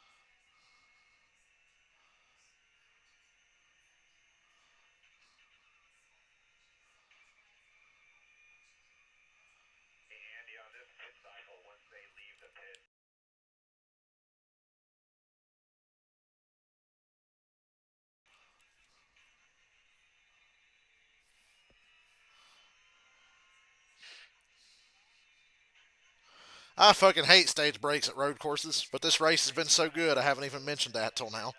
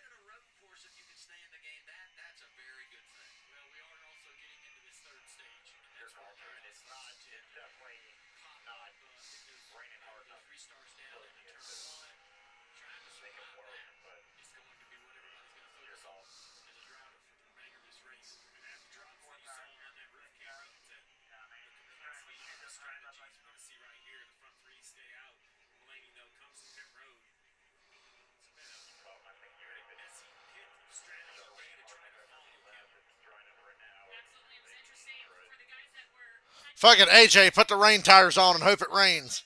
Let's do it. But we saw those first three stay out. Here comes Ryan Blaney, and they will put slicks on Ryan's car. Trevor. Yeah, Severely coming down. Same thing, Kim, going to slicks for them. Good thing.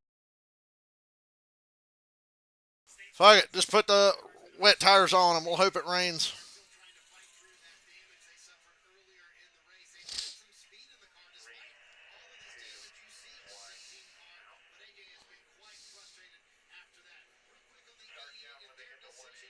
Tip of the cap to Steven Bishop. It is starting to sprinkle here on pit road. He told Shane Van Gisbergen there is heavier rain coming in 15 minutes. But if it stays dry, their plan, Steve, run all the way to lap 62, pit there, and that gets them to the end of the race. I like the call. I like the gamble. My concern is when they pit at 62, they're going to need a lot of fuel. We'll have to see how that plays out if the weather comes.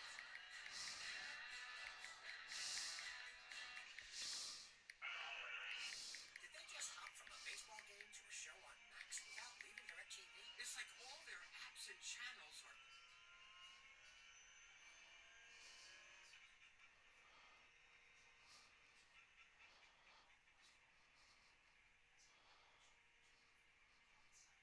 I'm showing 27. I don't know what you guys show.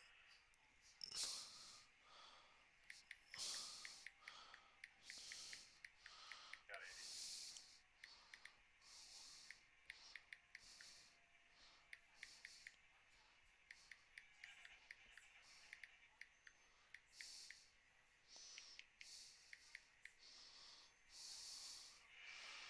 At 28, Frank. What do you got, Andy? Per count. How about you, Garrett? 28. Say 28. 14, the number.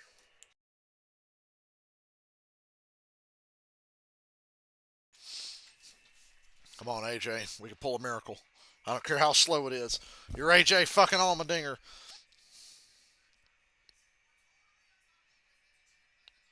I see raindrops on AJ's onboard camera. Just a little. I'm seeing raindrops.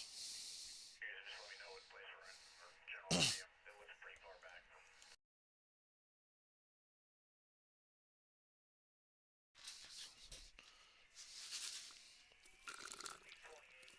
Your number's 14.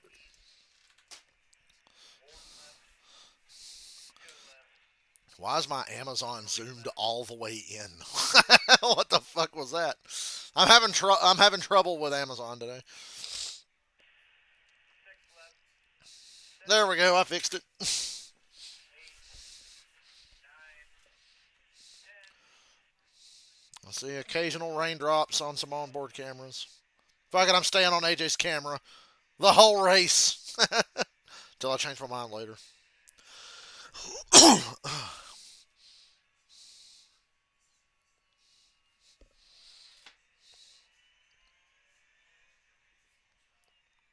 100% sure if we're actually choosing there. Didn't want to miss that.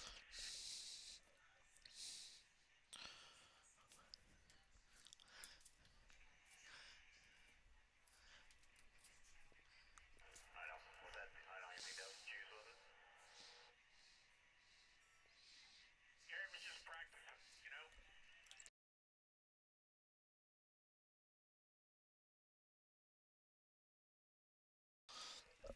Fuck it, I'm going to Vangisbergen's camera. Ugh. It's the easiest way to catch up on race highlights and flag changes as they happen. Where's that 88? Thanks to NASCAR on Prime, we've got you covered with rapid recap where you can see all. So I can watch him get junked in the first two turns here on this restart.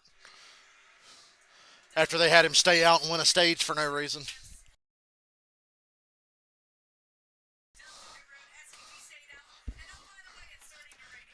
It's drizzling. Know what is going on because this really was a two-horse race with the 54 and the 88. Dale mentioned earlier about just SUVs. Road courses, it's moving the brake pads multiple times a lap. And when all the other guys are nervous about wets and dries, it's just messy nice and calm. Yeah, you guys are doing such a good job up in the booth describing this messy thing. The only thing I can add is when we watched the cars here, Shane was in front in control. His car was smoother than everyone else. When he was chasing down the 54, they were both wiggling quite a bit. I think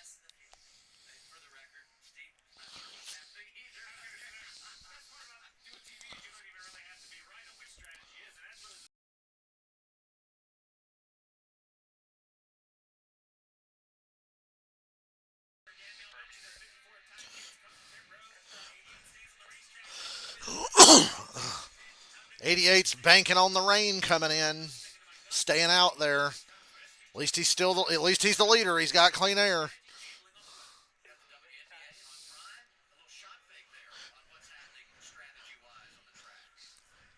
Gibbs is over a dozen cars behind him. Prepare for the final stage. Front row, Shane Van Gisbergen, Christopher Bell. They have combined for 4 wins on the road in NASCAR's top level of competition. Bowman McDowell right behind them. A lot of strategies on the racetrack. So obviously the front row, the older tires, probably back in 15, 16 place. So that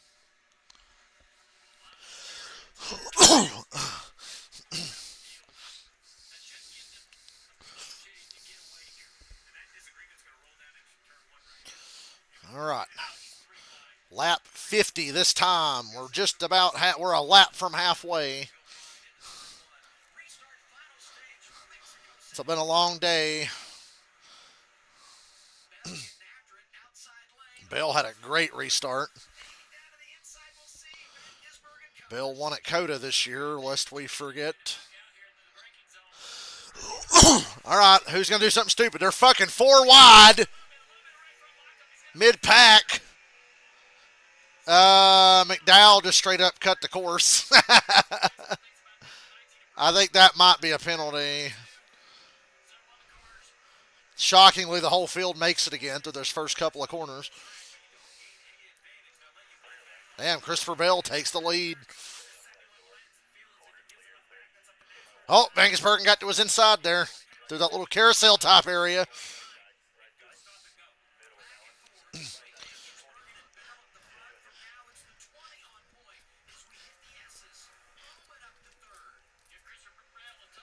Christopher Bell.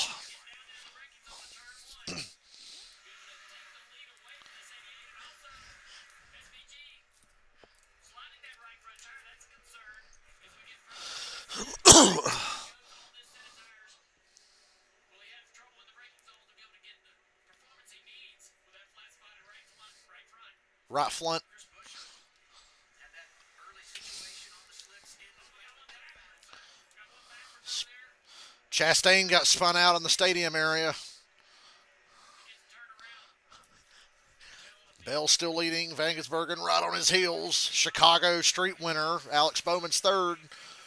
McDowell fourth. I think McDowell and Bowman have been sleepers this whole race, but here they are.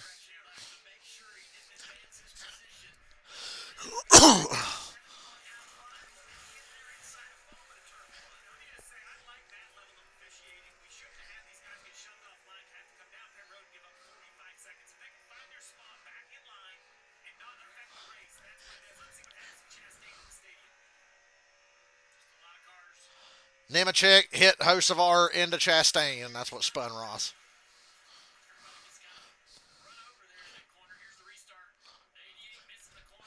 Yeah, Vangisbergen really missed turn one there and gave the lead to Bell, and now he's going to have a hard time getting it back.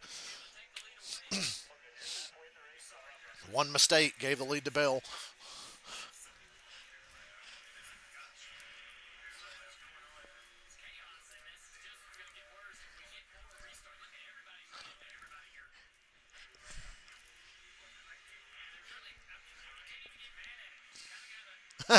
Like Junior said, you can't even be mad when you get hit down here.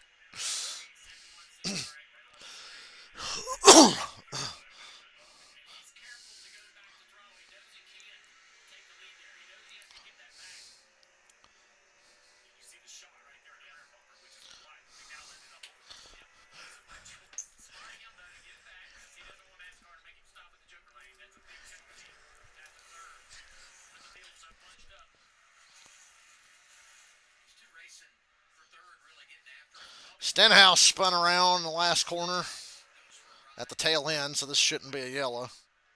He's trying to draw a caution. He's trying to get a caution. He's not refiring shit. He's trying to get a caution.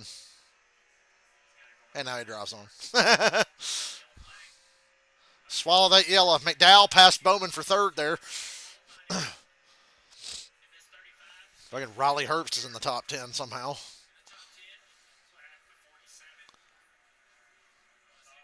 Keselowski hit the curb and hit Stenhouse.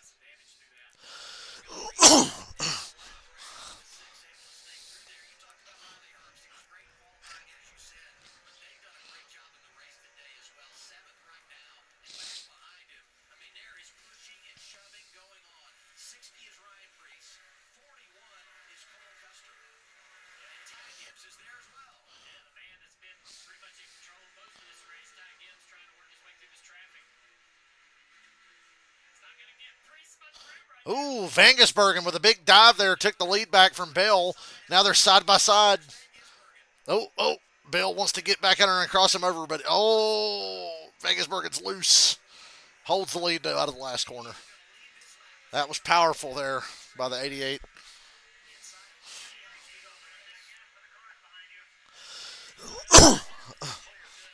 Bell looks like he's going to try to dive into one and outbreak him maybe. Vangisbergen getting defensive. And now back to the outside. He's going to try to cross him over here.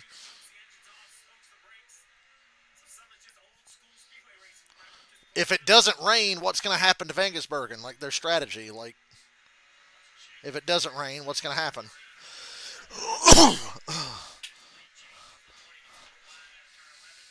Amazon had a Fox moment. They just about missed that lead change. Just about. But they caught it.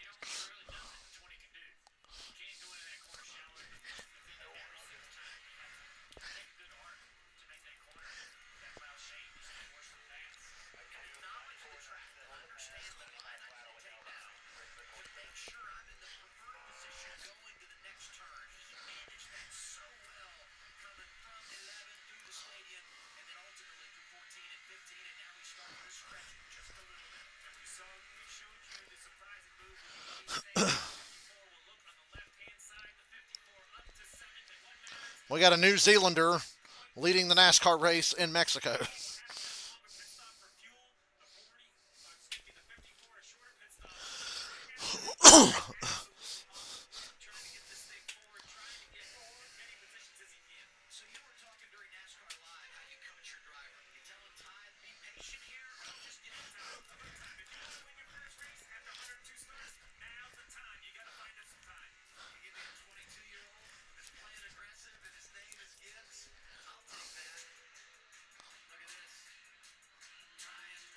Oh, Blaney and Eric Jones. Oh, and Jones put him in the wall. Eric Jones fought back on Blaney. Blaney bitched Ty Dillon earlier, but Jones didn't take it.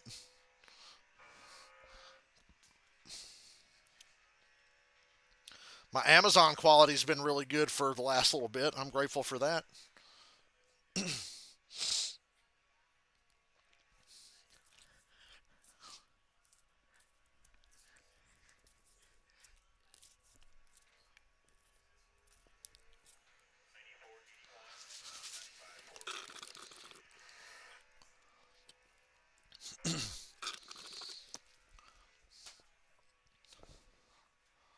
House of ours spun out.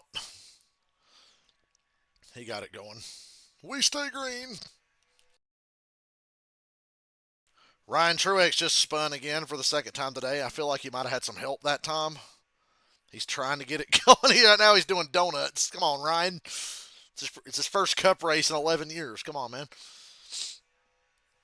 What a shitty thing for your first cup race. It's like good news. You get to drive a cup car. It's on a road course and you ain't run a cup car in 11 years and you've never been in one of these. And also you're going to a road course for it.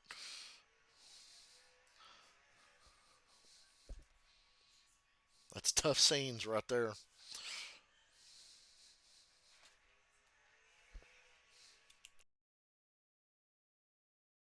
Damn it, I forgot to unmute when Junior said pancakes.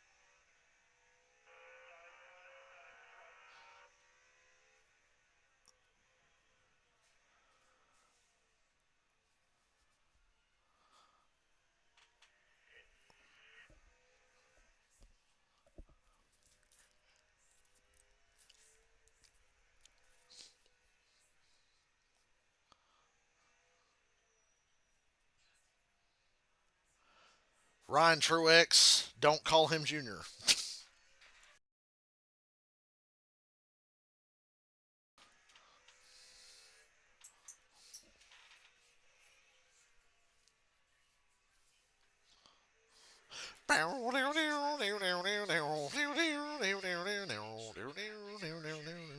Update: Shane Van Gisbergen and Michael McDowell top five. Alex Bowman having a good day. Dillon continues to impress among those on the top 50. 14th, and that's after they made a pit stop back at lap 41. So when you look at the strategy side of things, maybe they'll require less fuel, put themselves in a very good position to maintain track position. Still waiting for this mysterious rain they've been expecting. This turn four, last year. And now he'll get it right and going again. And then the 11 right there. Chastain drove through Truex. Contact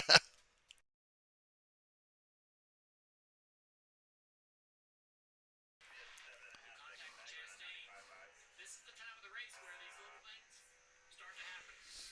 just going to say that we've reached that stage of the race. The drivers stop giving, and they start taking and causing.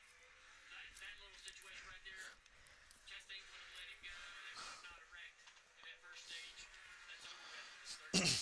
Going down to 19 at Briscoe, up 12 to spend a lap down, caught up in a wreck. They had to take the lap back after fueling and crashing. And here he is, working his way back to the front. Whoa, Priest! Oh, just about drove straight into the tire wall. Briscoe just sent Ty Dillon. Ty Dillon gets bullied, man. That's like the third time today I've seen them hit him. 3 or 4 different guys have just run Ty Dillon off the damn track.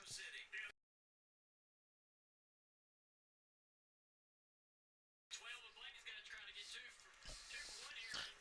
He's trying to get back to the 43. Barry Jones, so he can Yeah, Junior just mentioned he thinks Blaney's running hard to try to catch Eric Jones.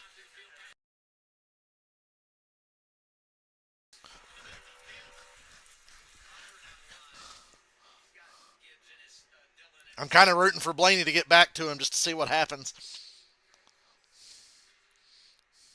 All right, where should we start? Start with Briscoe.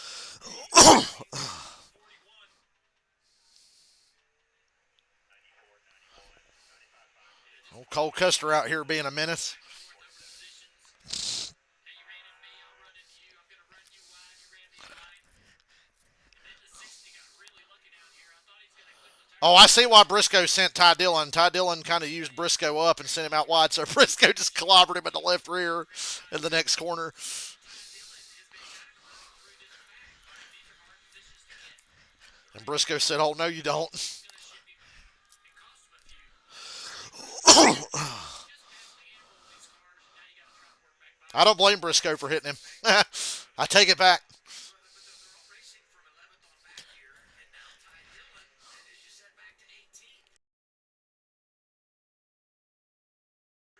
At least it didn't junk him or anything, you know. Final stop. We're a few laps away from the final pit window opening. I need you to get me in position. We need this. We need that. Blaney's only like 2 cars behind the 43, Everything else behind it. so keep an eye on that. It's becoming clear that you need to get going if you're not in position. That and you're getting tired of getting run into.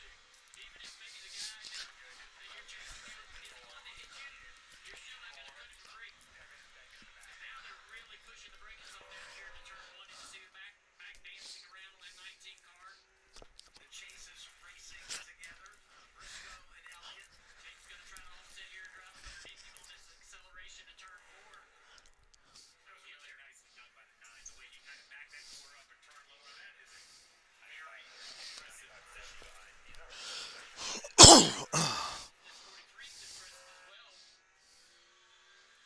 This will be an opportunity to make a pass here. The 19 will have the inside line. He's going to hang around on that right rear, though. Please let Blaney get to this 43. It'll be so funny. Hadn't seen this all day long, really. Now he's going outside of this corner. He's 2 cars away. He's got to get by Nemechek and Byron. Racing with Anchor today. As he ran into when he ran Blaney into the wall at 45. That was very unlike Eric Jones when he ran Blaney in the wall. Blaney has a pretty short fuse. He's not forgotten about that. Oh, I know he ain't. Oh, Blaney's passing the 42. 42 kind of let him go. So now there's only one car between Blaney and the 43. I've never seen Ryan Blaney drive so hard for 12th place.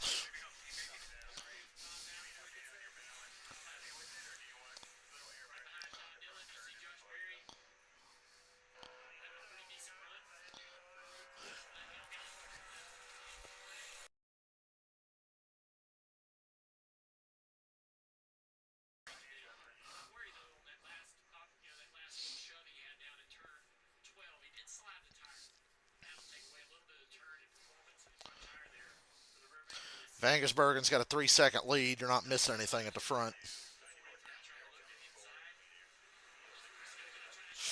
Oh! Oh!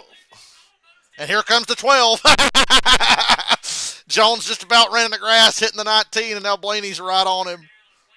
Uh-oh. Nah, fuck it. Send him, Blaney. Send him. I dare you, Blaney. Send him.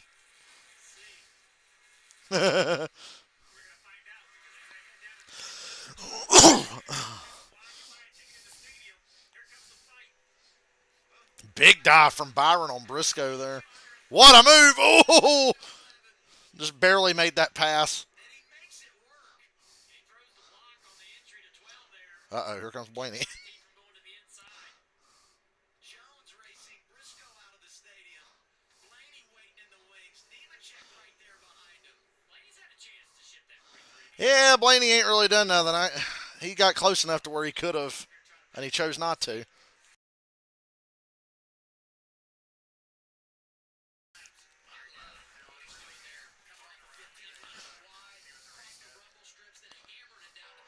The pit window is just about open here.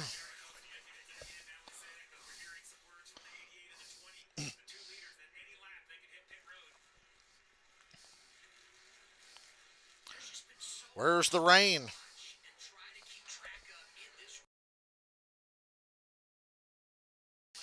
This is one of those races that doesn't feel like it's real. Like, it just feels like a fantasy thing. Come on, Blaney. Ty Gibbs is up to 4th on this run.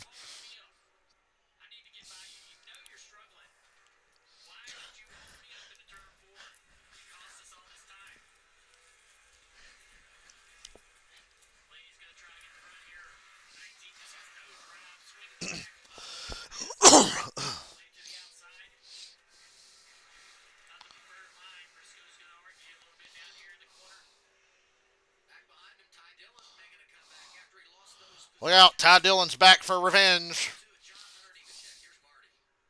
He can see 2 cars that have run into him today right in front of him.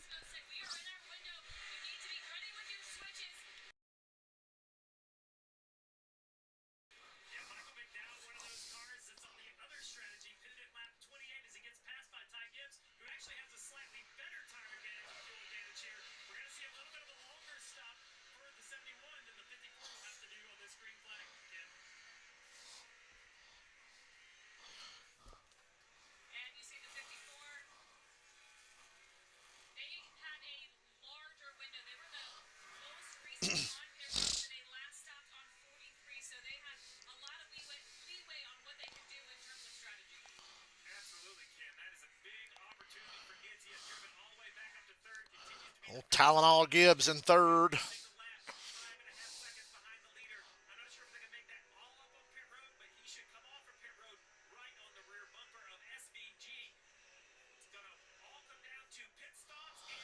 Old Christopher Bell's pitting this time.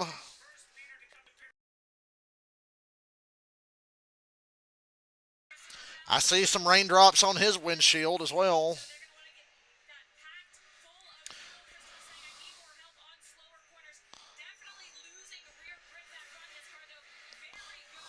Not much, but I saw a little bit of rain. It's very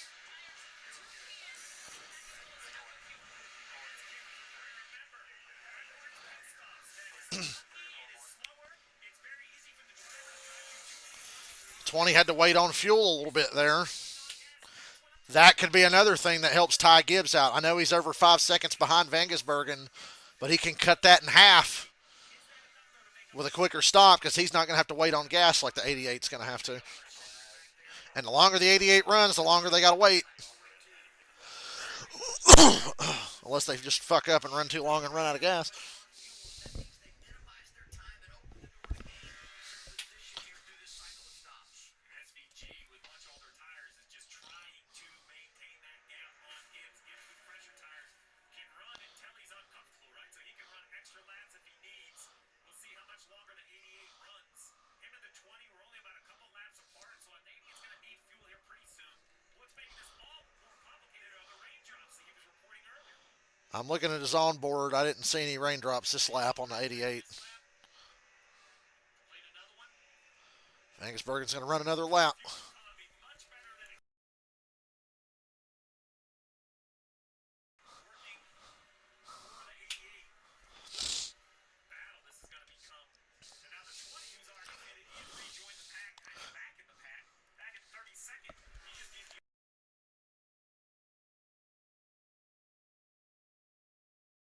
Right now, the 20 needs to have everyone with pit, and he can clear again. Here we are on board with Christopher Bell. Bowman pitting.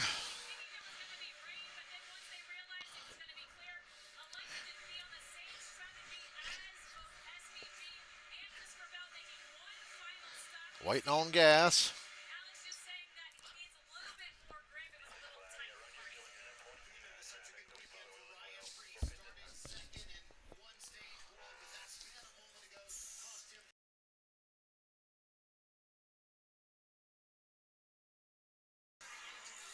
Make it to the end.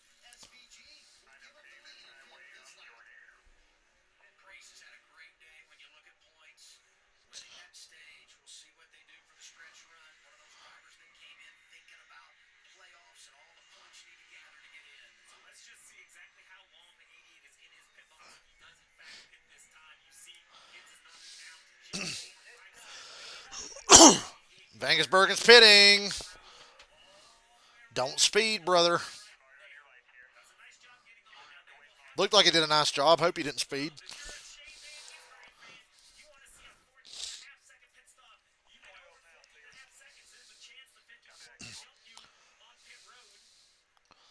The other thought here, don't make mistakes. You cannot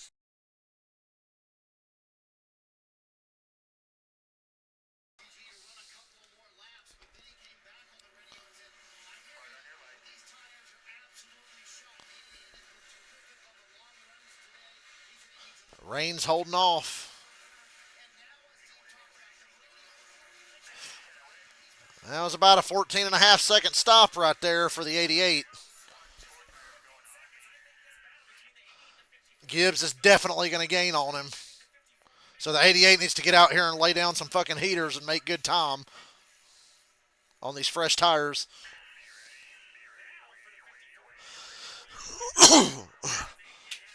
Yes, if a caution came out now, it would definitely favor Vangesbergen.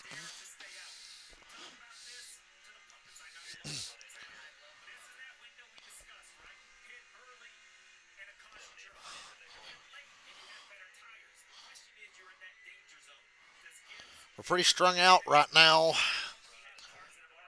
Longest green flag run of the day, I think.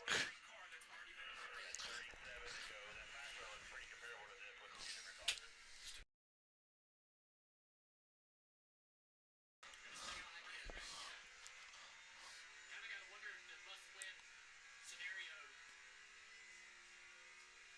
has an effect on when they come to pit road with that forced to the pit road sooner. 54 stays on the racetrack. We'll get a commercial in. Pit stop on the other side. We'll see who can be first off, the 54 or the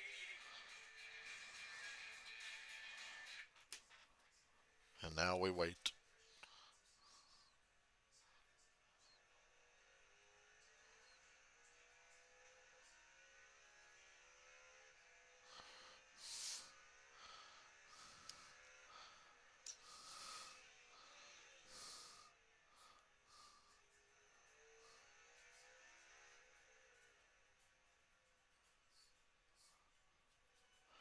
Hocevar spun out at he's right in front of the field. This is a tough call. That's got to be a caution, right? Hocevar's still sitting there. We're still green. He's spun right off the final corner. He's parked dead center of the racetrack. Caution, caution, caution. And the 88's going to be the leader. Oh, goodness. 77 still ain't moving. Caution, he spun right in the middle of the last corner, and he's still sitting there. They threw a caution for that quicker yesterday. You know, for a race that they allegedly rigged for Suarez yesterday, they really tried to fuck him over when Jesse Love got spun and sat there for like a second and a half, and they threw a caution. Today, Hocevar's been sitting there for an hour, and they're just now throwing a caution.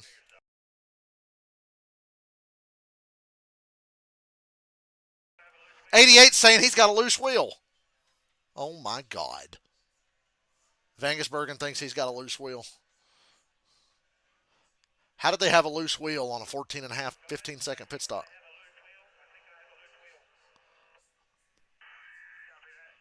88 thinks he's got a loose wheel. Feel it out.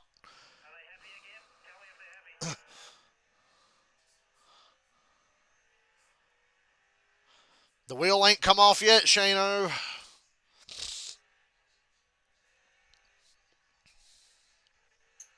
He'll be the first to know if it comes off. The crew guys say they should be tight, and I was going to say the same thing. It was like a 15-second stop. They knew they were going to have to take time for fuel, so take your time and get the wheels tight. Okay, Vangisbergen's conclude he thinks it's just low tire pressure. God, that gave me a heart attack. I was like, no way he's got a loose wheel. It's like that wouldn't make any sense on that pit stop to have a loose wheel.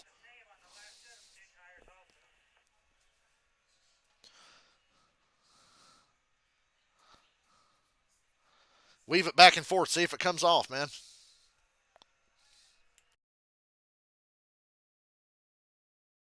I know this is a caution and everybody's going to pit here and can make it to the end, but we still got a long way to go. Fucking like 35 laps.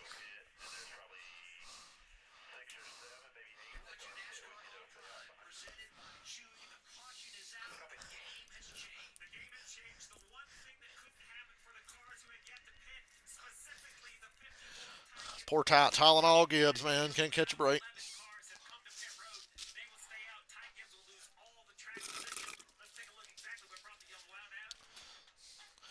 Hocevar spun by himself for like the 85th time today.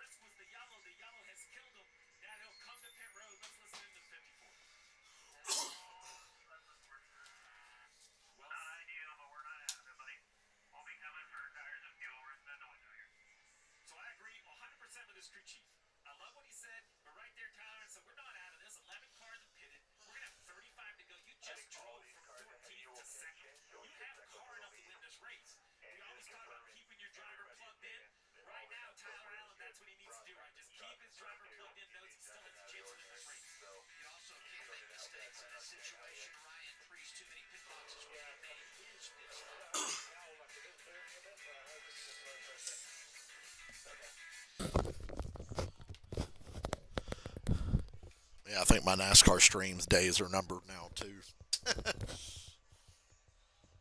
Yeah, I think my days on here are numbered. It was like, well, nobody watches football streams. I want to do football streams. So damn, nobody watches the gaming streams anymore. Oof. Now nobody's talking or doing anything during the NASCAR streams. I think my channel's cooked.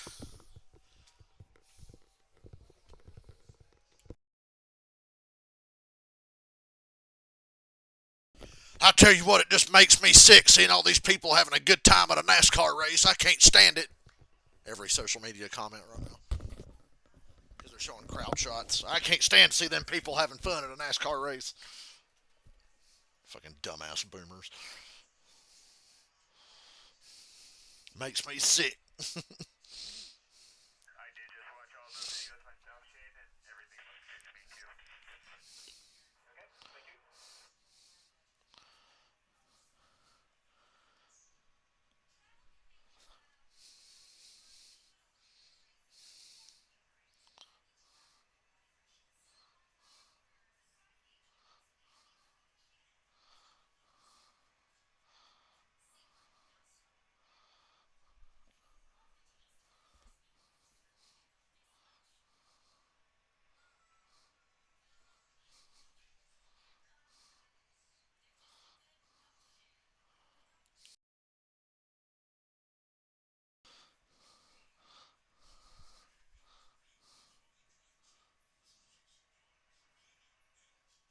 Like 10 people total, I think, that made that pit stop right in the last couple laps like we just did. Okay, that's good.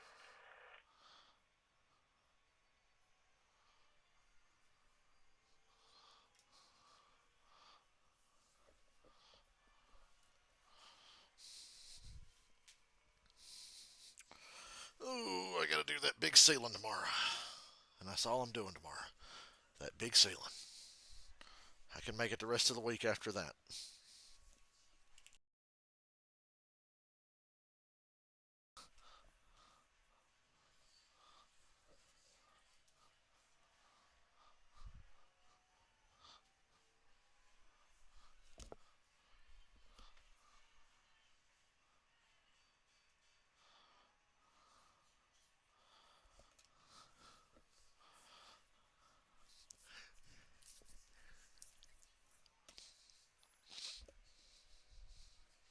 We've had a little bit of everything. NASCAR Cup Series racing for the first time in Mexico City. With Steve Letarte, Dale Earnhardt Jr., I'm Adam Alexander.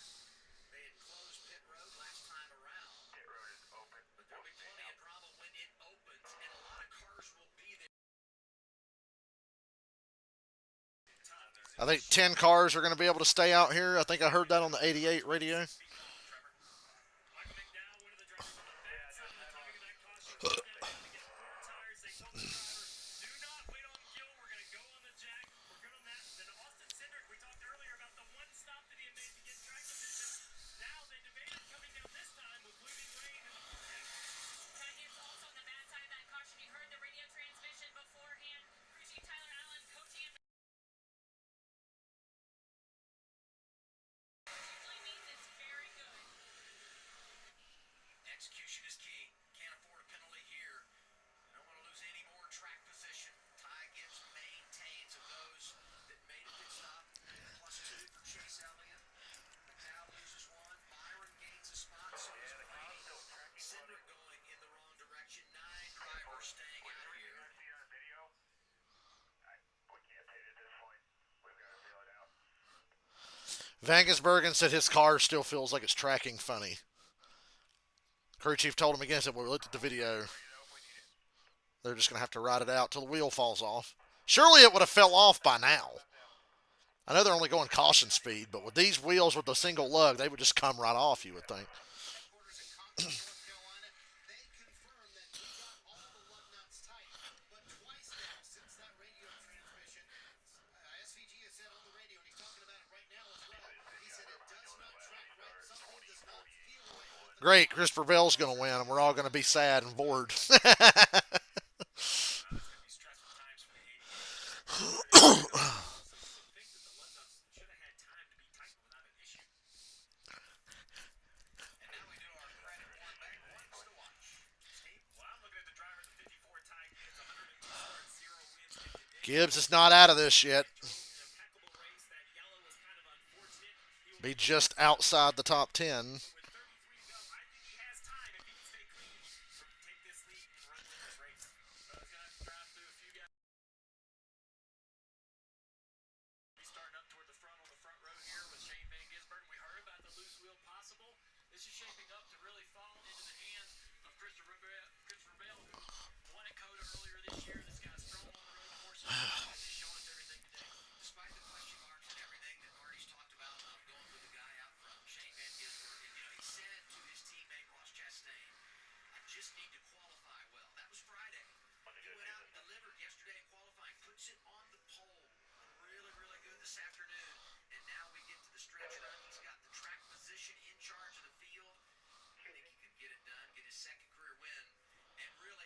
Old Chicago street race winner Bowman on the second row. Remember, normally loose wheels are when the jack gets strong before wheels are tight. Left side's a little bubbling coming off, but they're both tight well before the jack man drops. You come to this side, they're waiting on gas, so while they're in a hurry, they're like at 80%.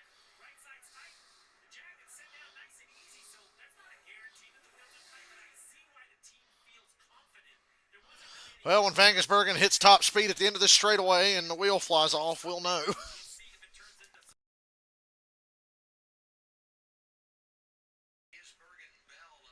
We'll see if it's more than a feeling. Since I can't win money, I guess go Vangersbergen. Got nothing else to cheer for. Vangersbergen or Bowman is who I would prefer to win this race. Of the most likely options here. Bell again. Vangersbergen's not been very good on restarts. He's been vulnerable on short runs as well. Bell has been money on restarts. Run him wide, SVG. Run him wide. There you go. Nice wide arc in there. All right, Vangersbergen got through turn one good this time, unlike the last restart. He gets away, and they're spinning. Truex in front of everybody. They all drive through it. Truex has been a fucking pinata today. Shockingly, the whole field makes it. Nobody got spun out.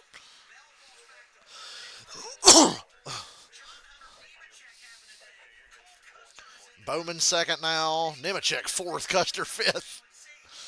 Woohoo. Vangersbergen's wheel still ain't come off.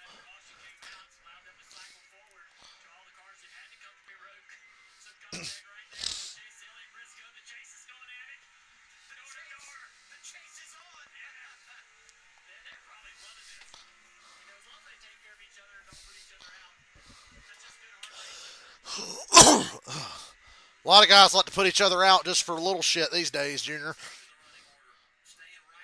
Although if you fuck with Chase, you got the added drama of his fan base, like threatening to come to your house and set it on fire or whatever those fucking dumb hicks do.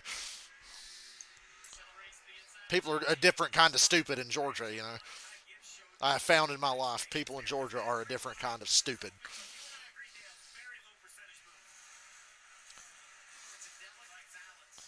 We still got 31 laps, y'all.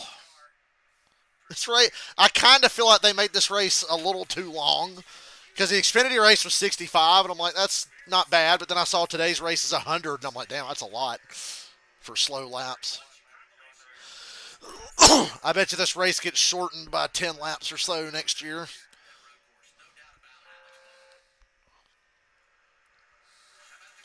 '88 still hanging on.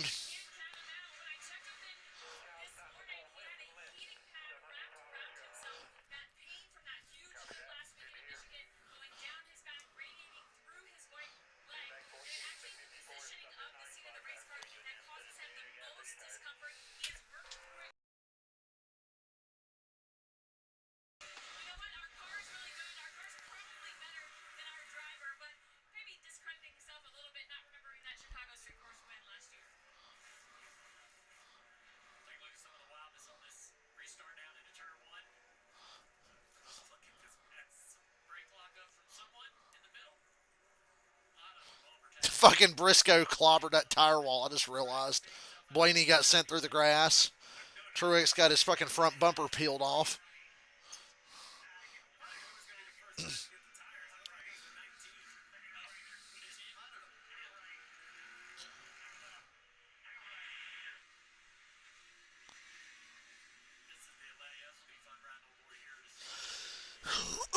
I wish they would stop with the full screen replays. Come on, Amazon, you're better than this.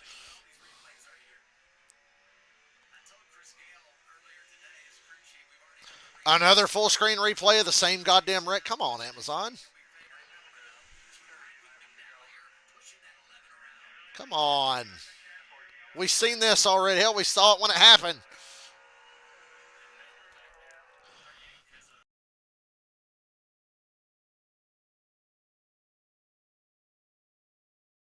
Zane Smith's had himself a day.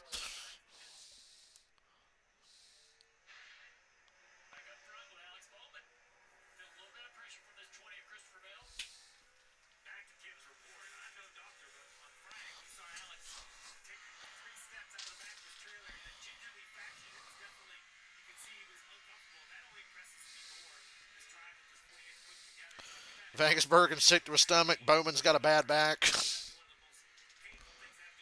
They're running 1-2.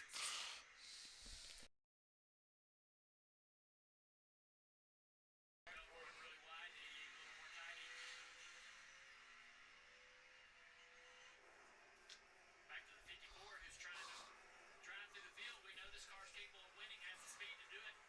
He's kind of struggling here to try to get around Chase Elliott. Chase has had pretty good speed here late in this race in that 9 car.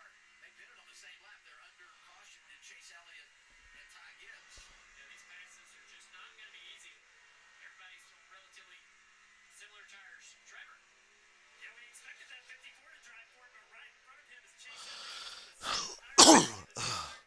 That lap 67 pit stop. Ty has not been able to make up ground on this time. We know how good he is at road courses. Think he can hang on to it in front of Ty there, guys? Well, you got not only the 9, then probably the best guy on defense in the field, Chastain, in front of him. And then the 17, a pusher who has the best average finish. All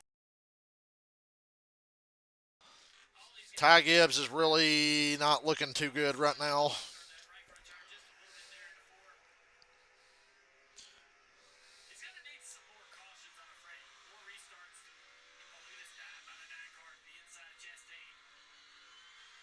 Saw the graphic. Elliott third on the all-time wins list. When you talk about road course victories, behind a couple of Hall of Famers, Jeff Gordon, Tony Stewart, and showing why, putting on a show late. Oh, cut away from that. They blocked it. What happens down here? The 54 is going to try to get to the inside. Goddamn Ty. Great job running it wide and it's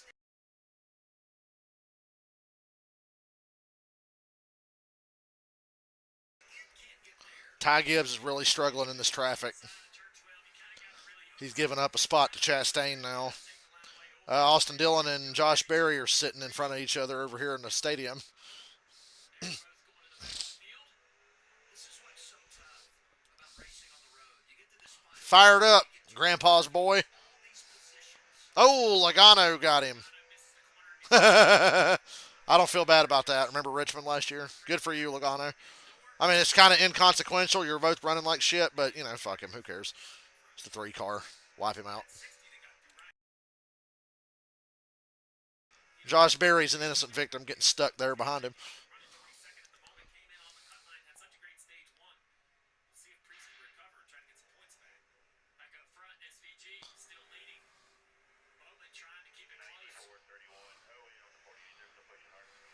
They'll hang it tight too. That's all you can do. You talk about the 54 locking the tires up. What the 40 and the 20 have to do right here is you just can't let the 88 get out there for far enough to cruise. You can't let it just kind of attack the brake zones and take care of its tires. You got to just stay close enough that he feels he has to push. I know it's a tall order, but hopefully maybe try to push me toward the stick. Comparing to Brad Keselowski has to go to the Joker lane and go stop and go. We're cutting the course at some point. Keselowski got a course cutting penalty. Riley Herbst just got spun. He's rolling, facing the wrong goddamn way. Oh, Riley! Are you serious, Riley? And then fucking Hocevar punted to 47. Good save. But are you serious, Riley, with that? Byron spun a 35 out. Well, he almost had a good run here and nearly fucking. That was like Mayfield at Sonoma. Was it like 2004 when that happened? When Mayfield cut across that short chute at Sonoma? I need driver, the crew chief, and the spotter, the 35, and the hauler post race.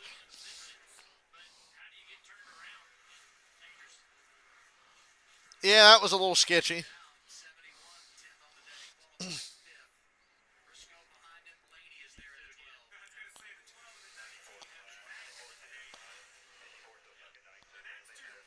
They're telling Vangersberg and Gibbs is stuck in ninth, so it's pretty much his race to lose.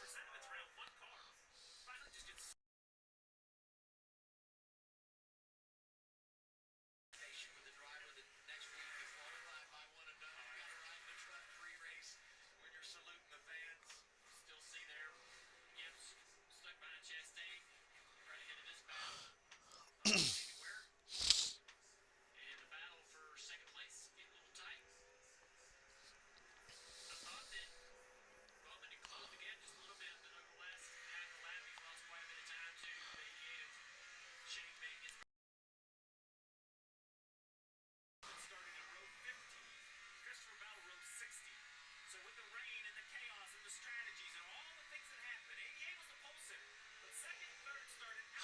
Host of ours says his car is the biggest ship box he's ever driven in his life.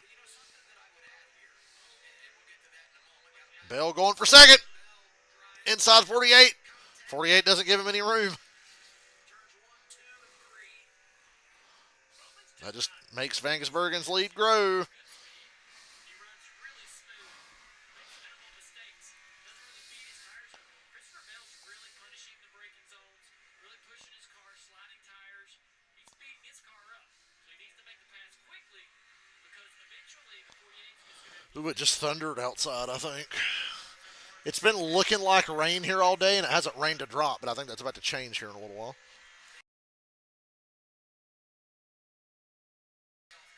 Despite that, Alex Baldwin, who came in only 13 to the good, finds himself now plus 29, even though the cut line is I think this race gets shortened by 10 laps next year. 100's like slightly too long, but still a good race. that's why you just, what did Busher say this week? He feels like he has to win. This is why. Not just points. He feels that that cut line is going to continue to move into winners. I hope my stream doesn't cut off if I lose power. Not that it matters. Nobody's fucking here anyway. laps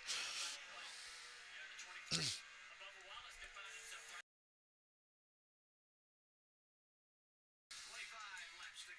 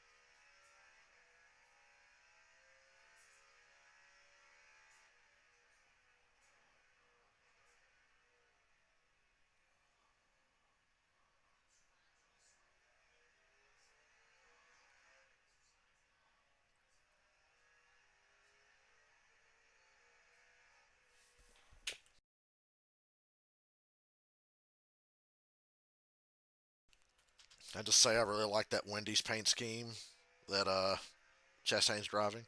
As Gibbs is beating the back bumper off of him right now. Gibbs has been stuck in ninth this entire fucking run.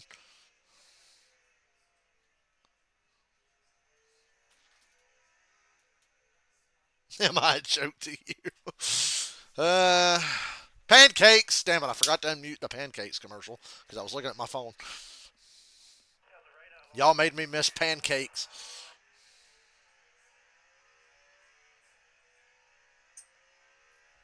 100 laps is a little too long for this place, I think.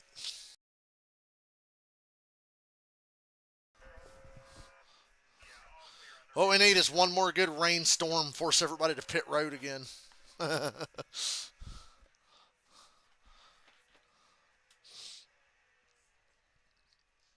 Starting to think Alex Bowman's an underrated road course guy.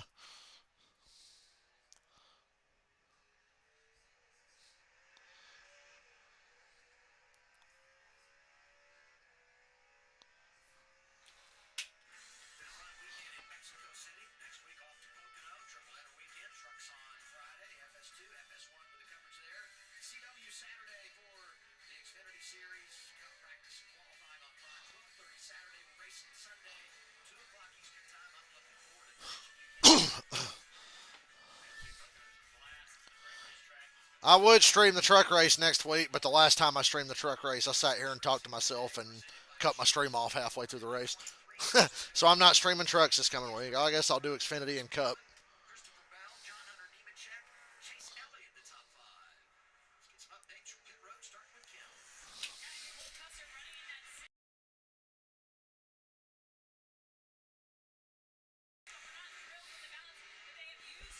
We are commercial free till the checkered flag. Yay. Pancakes. No more pancakes until after the race.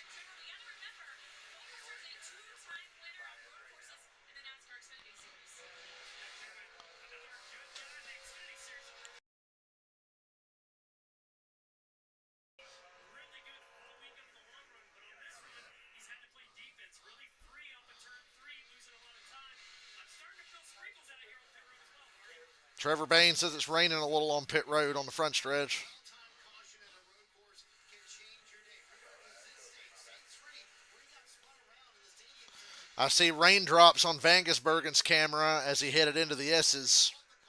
I'm seeing more raindrops on Vangusbergen's camera. My Max is a little behind my Amazon, but I'm seeing a lot of raindrops. I would say that today's session has gone pretty well for that. Looks like I might get my wish. I said we need one more good rain shower to turn this race into a proper clusterfuck. Hell, look at Gibbs' on board on the broadcast right now. It's raining. Crew did a great job. Was the first off pit road. It just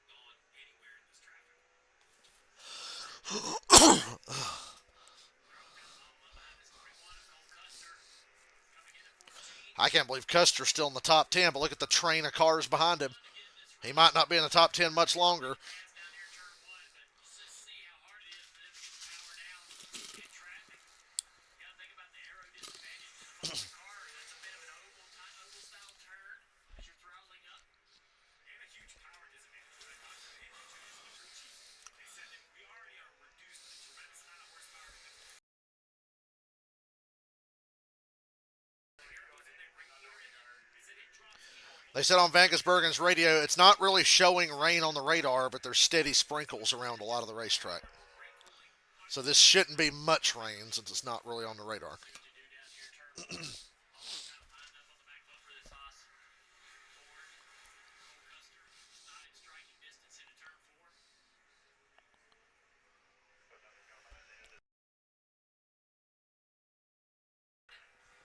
Gibbs still can't get by Chastain. Still ninth place. 9 seconds off the lead. Running out of options, running out of laps, running out of time. Ambitious, maybe over opportunistic or over optimistic, I should say, is 71 of Michael McDowell is now there.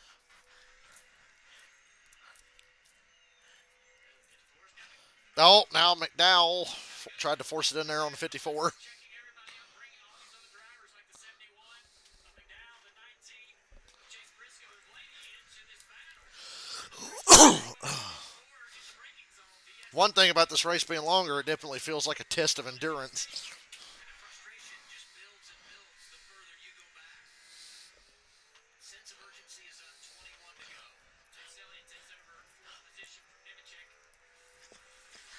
That car running some really solid laps here late in the race. And he has scored this mess. I mean, I was in this mess. He got through it, and now look what he's done. Riding on board with Chase. Coming out of turn three, he's got a long way to go before he can get to Christopher Bell. And that battle up front.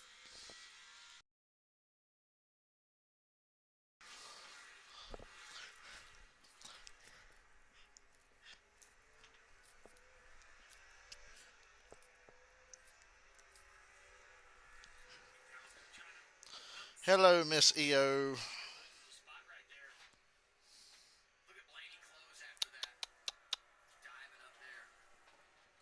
So as we watch this racing back, SVG's got out to a 1.7-second lead. And Adam, you've been kind of pounding on this drum for the last couple weeks about the upcoming schedule and all the road courses and the variety of races we have. We've talked what it's like to the playoff leaderboard. I mean, Pocono, Atlanta, Chicago, Sonoma, Dover, Indy. Holy shit.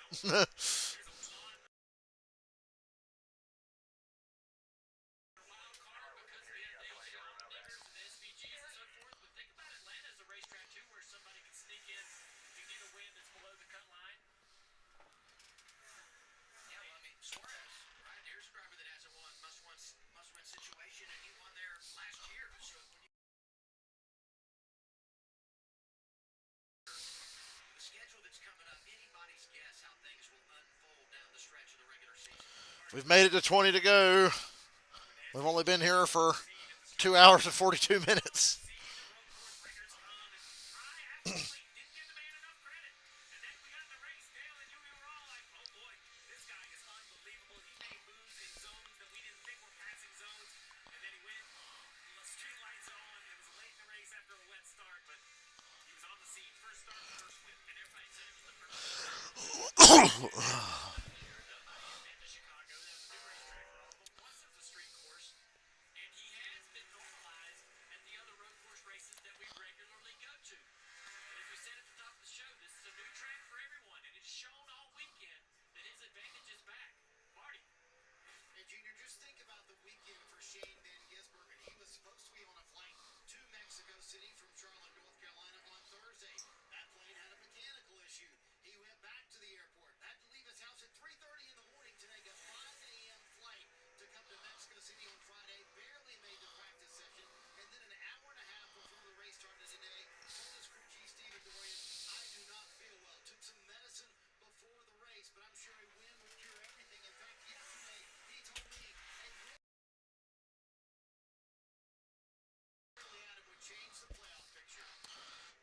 Vangisbergen winning is a nightmare for everybody just above the cut line, obviously.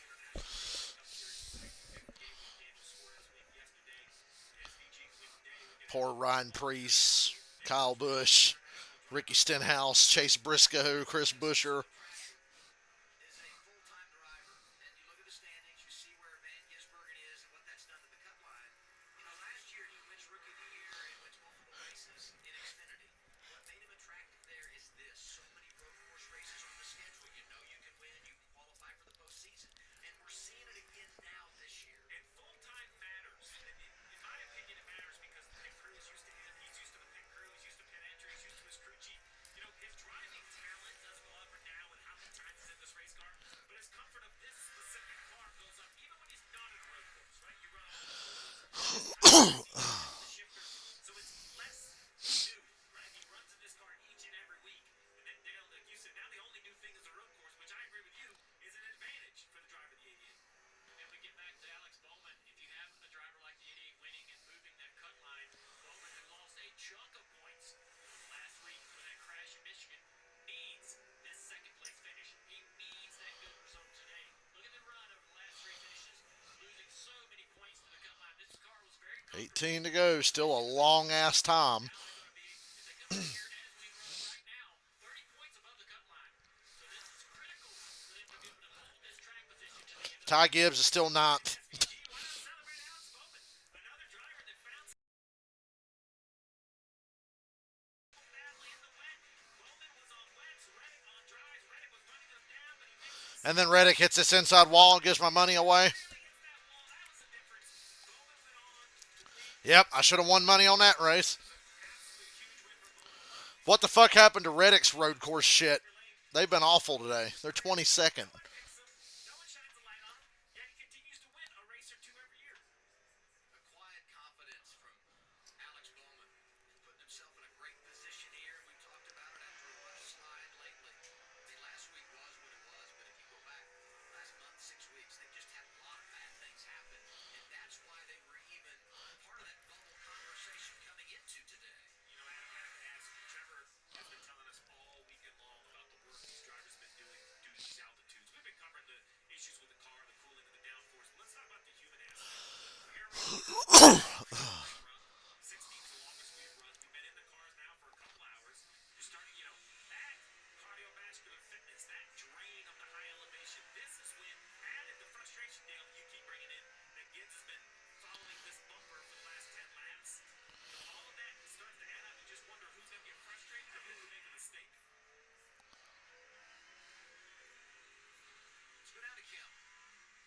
John Hunter Nemechek having a great day right in the fifth position, and what a rebound for him. Remember, he was spinning out earlier. They're running out of shit to talk about. No issues on pole. He was told he's just trying to manage his So am I, but it doesn't matter. Talk about legacy and their slow climb to get better. Yes, the tools there have gotten better, but really Travis Mack has been so good for John Hunter because he doesn't overwhelm his driver with a lot of information. He tends to condense things down and give John Hunter a few select bullet points to focus on. That is certainly paying off. Great comeback after recording his first DNF of the year last weekend in Michigan. Prior to that, though, the team showing speed each and every week. Legacy Motor Club as an organization has made so many good strides. And from one Toyota team to another, we're right on board with Ty Gibbs, who continues to ride ninth behind Ross Chastain. Oh no, my Amazon froze. Don't worry, I'll reboot it.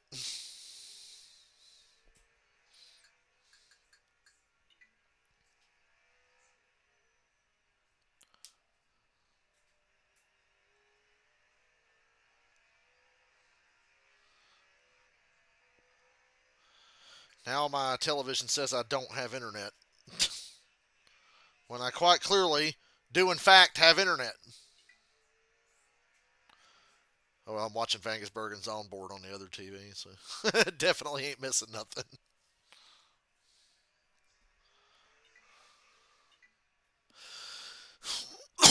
Amazon's been bad to me today.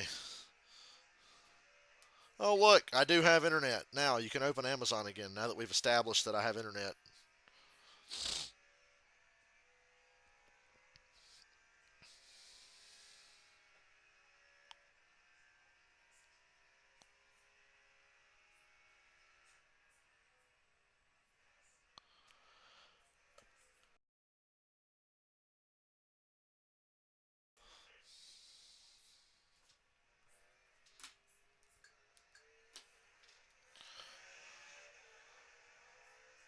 right. Losing the championship a year ago by 1 point. So never know when they're going to add up. And he's chasing his teammate right now for the regular season title in 2025 as they run 62 behind William Byron. We talk about the wild card races that are coming. That's why, as you said, you want to get in.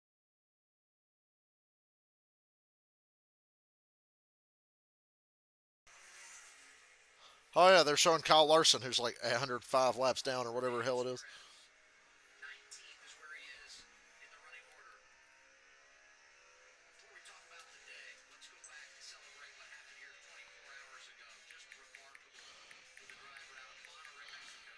Yeah, this is pretty incredible. The NASCAR crashed earlier in the day, and they had to go to a backup. The team backed up out, worked for a couple hours in the parking lot to be able to put this car together, put it on the grid. This was the same car that Justin Allgaier had used as a backup in Chicago to run in the top 10. So the Junior Motorsports team did a good job getting the car on the racetrack, and he was able to take a victory lane. Battle for seconds heating up. Lights come out, turned into a brawl between the 20 and the 48. And how aggressive are you here? 48 holds him off again. You know, Bell's got 3 wins, right? But if you're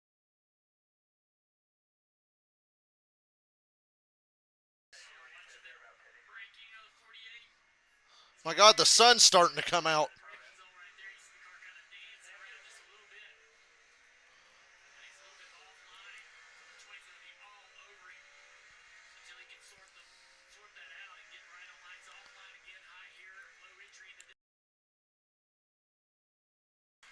up for a pass right here. Get to the inside. Now he's going to be on the outside of turn 11. There you go. Just you and him. 48's just going to let him have it. Look. 20 car finally got by the 48. Bad news, he's about 5 seconds off the lead. Do it. I don't want you to wreck me unintentionally. So he gives him the spot. And they have such a gap to the next car. They don't want to give up a ton of time battling each other and allow the 9 of Chase Elliott to climb into this battle. And if you told him, okay, here's the deal, we're going to have a new winner, and you're going to gain 15 or so points on the cut line, he'd say, I'd take that too, right? Speaking of the 9, let's get an update on Chase Elliott, Trevor. Chase Elliott is losing his time. He can match Shane Van Gisbergen all the way around the track until they get to turn 11. The next time he comes by, you guys check it out. He uses all the racetrack tricks way out wide like he would do at Sonoma. That sets him up a little bit bad for his April through 12. Lose a little bit of time through there. 5-second lead on board right there. Here this is the 5, 6, 7 combination. Down the straightaway, we're now heading. This is into 4, excuse me. And 2 and 3. There's so many different switchbacks, it's easy to get lost. Now we're heading into 4, this long sweeper. Chase likes a little diamond here, drive that car deep into there, let it drive up. Maybe a little bit too high, but still not really trying to stay tight into turn 4. He's trying to get straight out of turn 4 to be able to get more momentum toward the S's. He's going to close in on the back of the Oh, I see why Logano spun Austin Dillon. Apparently, before that, Austin Dillon shoved Joey off the racetrack. Now we're entering an area that Trevor was just talking about. But with the trees in the straightaway, it's so easy to confuse 10 to 11 and 3 to 4. And he's closing in pretty quickly on the back of that 48. Damn, Chase Elliott's fucking running fourth. I've been kind of zoned out here, and I see Chase is closing in on the third place. Capture the 20 before this is all over with. If this continues under green, realistic for the NASCAR Chase Elliott to have a second place finish today. Steve, you talked about mental concentration. We're in the midst of our longest green flag run of the day. This race approaching 3 hours. So you're still thinking about all that. 13 to go, got a green flag feel. You just got to make sure that you're mentally in the game down the stretch. You're a good team. You ask me, I want to be. Did you see McDowell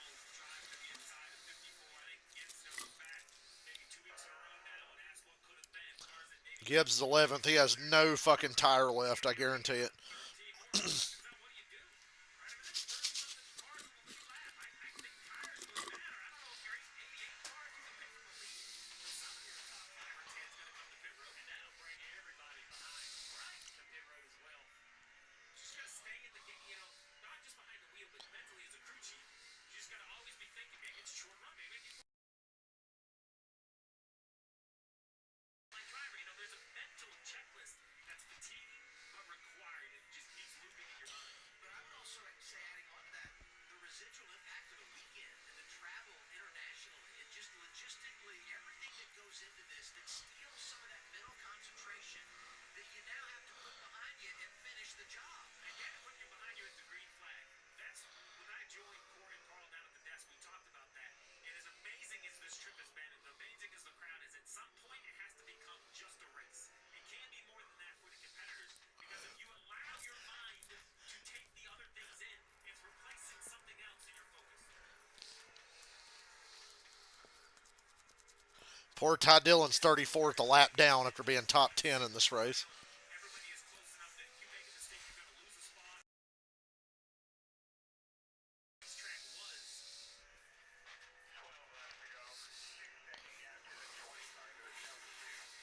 The top 10, it's not just the drivers that are up there, but the organizations have got a real nice mix.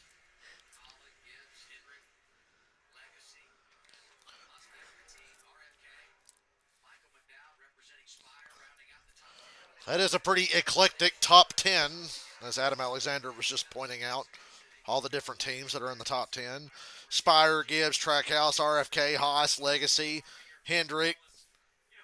the running order is going to say 16th, but when you look at the points, 13th and plus 58 above, so you're looking at that's a tough cut in. And if you move that red line up 2 or 3 spots with a couple new winners, Bubba feels like he's good in the points. Now, these last 12 laps of Mexico, right? Can he hold those 4 cars off? Can he save those 4 points of the guys that are behind him? Those are the difference makers when you get to the end of the regular season. Here's the other thing I would say about that, and I'm curious to get your reaction, Dale. That is a build-up to the schedule that's coming with the road races that are on the way. You can do something positive here today, find some rhythm. You get in that road racing mode, and there can be some carryover when you get to Chicago, Sonoma, and on down the line. Absolutely. Another car back there at the back of this line, the 60 Breeze right here coming into the screen.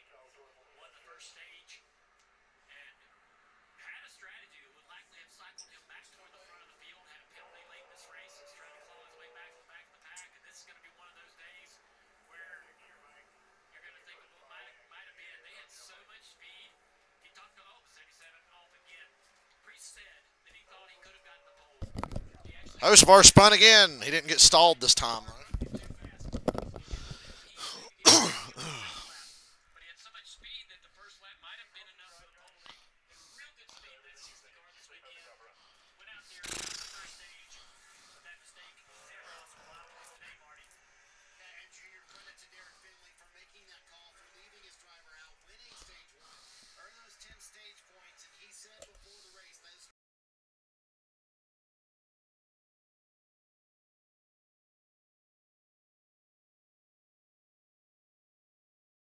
right now. Priest was tied at that cut line coming into this race, and if SVG hangs on right now, he's projected to be 27 below the cut line.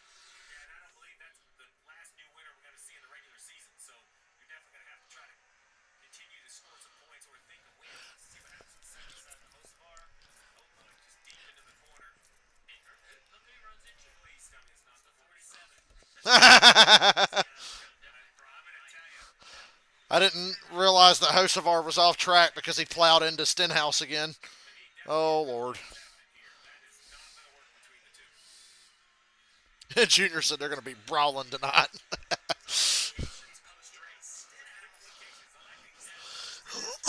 Junior just stole his old buddy Rick Allen's catchphrase. Said there will be some implications. Need a Racky statue. Wow, Briscoe just fucking door slammed the hell out of Ross Chastain. And Ross stayed in it and kept the spot.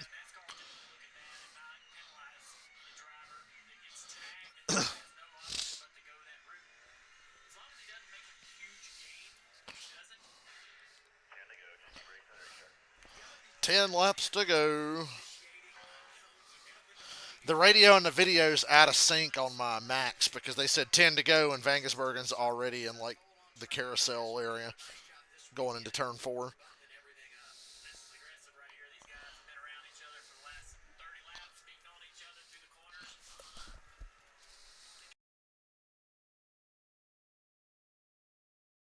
Make sure the engine stays cool and the brakes heading into this. Who thought brake fade was going to be a big situation? I'm sure the drivers are feeling will lessen off on the braking, but they're doing such a great job. You can't tell by this battle that they. Whoa, McDowell. Whoa, McDowell. Oh, Ross, hang on, buddy. Saving one of McDowell. McDowell's like, hey, if you block, you put McDowell kind of sent Ross off in that corner. Didn't wreck him, but sent him off and made the pass. Briscoe's going to fill the spot. McDowell's up to 8th. Chastain takes a shot. Chastain just beat the right rear off of Briscoe's car, literally. Ooh. Oh, Ross just barely stayed out of the grass.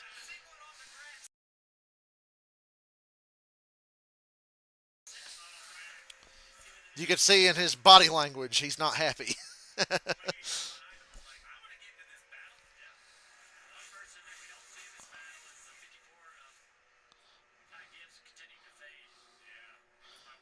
Oh, God. Poor Ty Gibbs. I actually feel bad for him.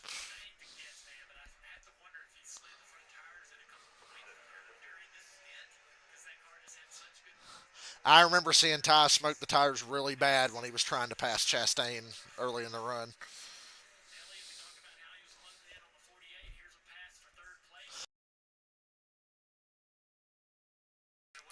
Chase Elliott's third. There will be a caution at some point, surely, right? I kid, I kid.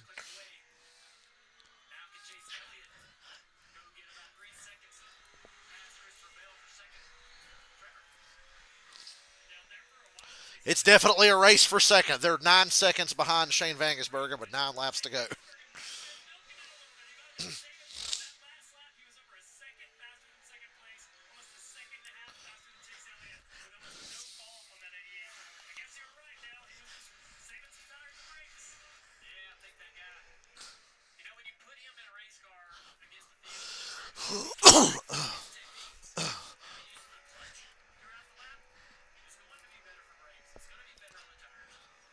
Lap slid today, 52. First 15 races, 25.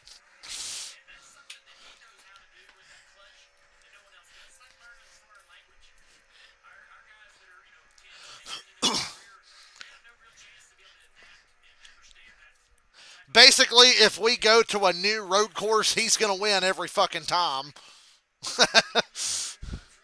If we go to a road course, if they go back to Montreal, I'm betting $100 on him. I will throw $100 away on Vangersbergen if we go back to Montreal because nobody else has raced there in these cars, so it's a huge advantage for him.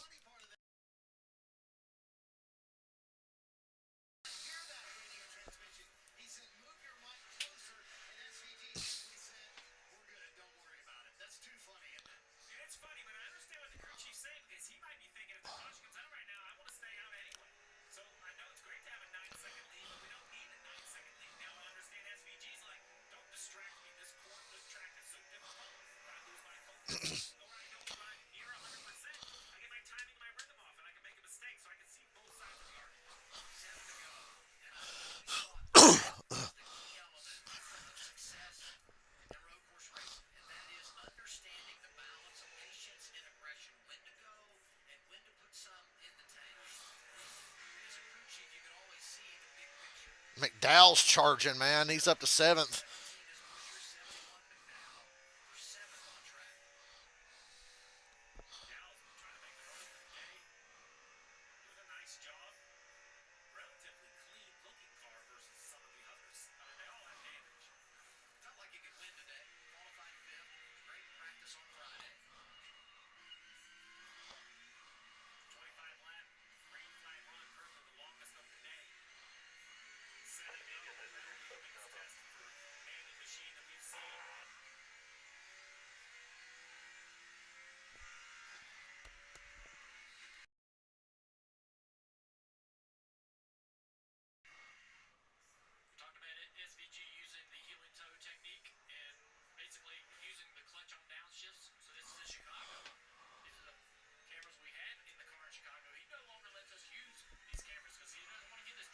Drivers can learn heel and toe, right?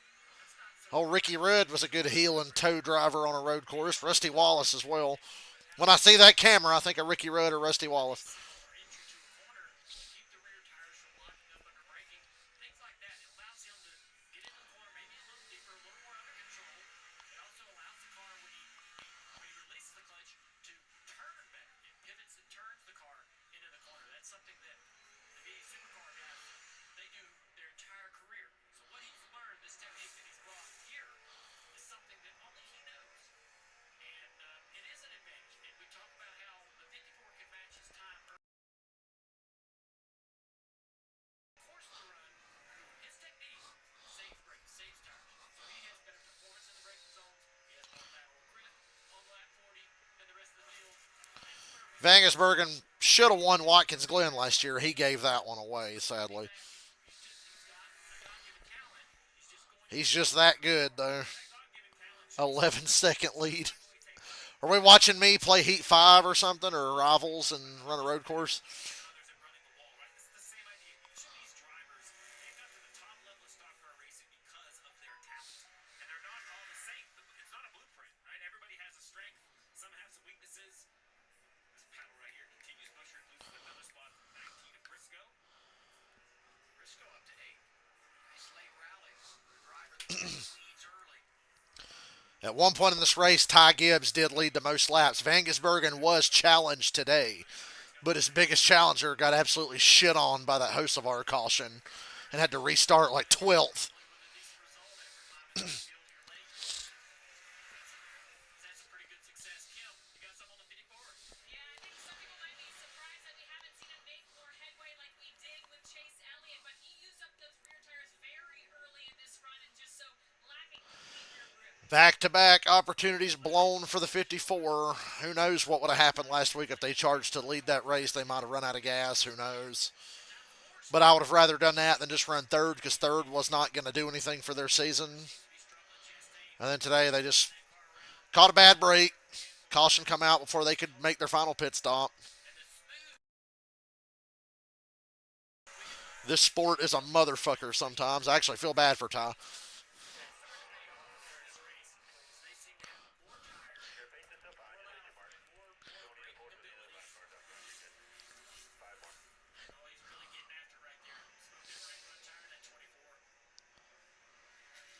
Remember, they do a podium celebration after this race. Shane Van Gisbergen, you're like, we just don't see a caution.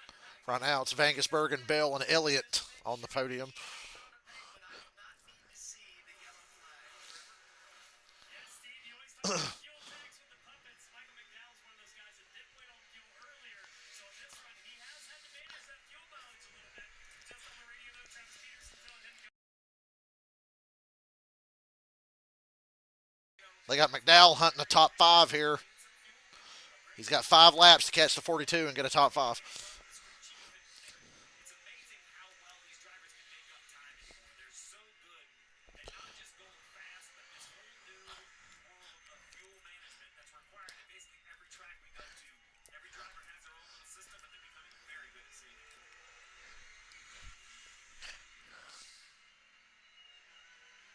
You talk about those points. McDowell's 18th where he runs currently, just 45 back. So, that is with the new winner of SVG. And we showed exactly what you're doing. We showed the variety of racetracks and how they McDowell has to be excited to see him reach up. That's adjusting the brake knob, probably changing the brake balance. Now he reaches down for the downshift. Who, they got a Ferris wheel just like they used to have at Charlotte. In that no man's land, which makes these races difficult, Steve, because you want to go get the points if you can. But as we talked earlier, we've gone through all the strategies. You really can't chase the points and a win. And the win is it, right? That is the automatic ticket punch to the playoffs. However, when you're 45 out, which direction do you go? And it will become more and more clear as we get down the road, and maybe we will know when we hit Chicago and Sonoma. As Byron looks With 4 to go, I would say this has been an ass whooping of epic proportions. Is that a fair statement? Start moving advances here. Lane's like, I don't want to slow us down. I don't want to fall into the grass of the 54 there. Real close right there for AJ Allmendinger. Look at AJ Oh, poor AJ. What could have been? Look how good he is with that damage. Imagine if he didn't have all that fucking damage, man. Got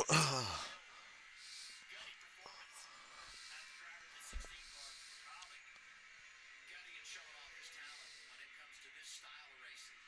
3 career wins on the road for AJ Allmendinger. Oh, Bubba and Chastain. Hang on, Bubba. Hang on.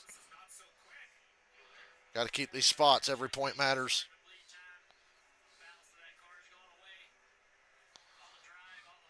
3 more laps.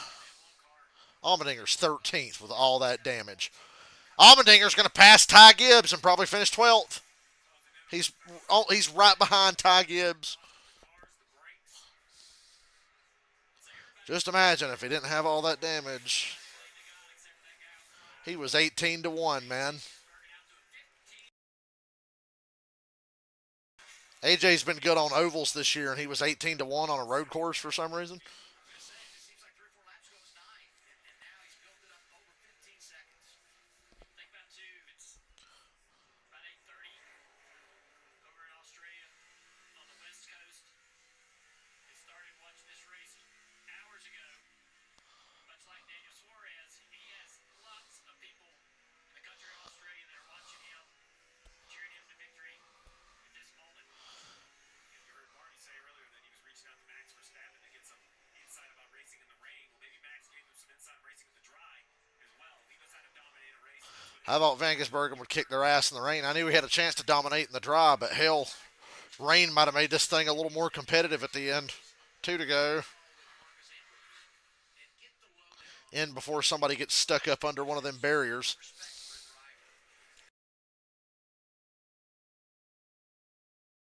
And say, even though I have plenty of knowledge, I want to gain a little. For Shane Van Gisbergen, 2 laps away from career win number 2. I think he saw such a great opportunity for himself to win here and didn't want to leave any stone unturned. And who, you get a chance to talk to Max, who would take that opportunity. He said he didn't like the rain. We knew we might have rain today. He seemed I couldn't tell that he didn't like the rain. to be able to be prepared for something like that. And it's paying off. 42, John, I don't even check. I know McDowell just got by him right there, but this 42 car. Ryan Truex is a respectable 23rd after getting wrecked like 3 times. 23rd and on a lead lap. Kyle Larson's got the fastest lap of the race, 42 laps down. So he'll get a bonus point to go with his other point for his 36th place finish. Custer's up there looking for his first top 10. Spire doing some good. On to the front stretch, coming to the white flag, sirs. He'll see the white flag this time. White flag, 1 lap to go. Vangisbergen's only got a 17-second lead. I'm real worried about him here.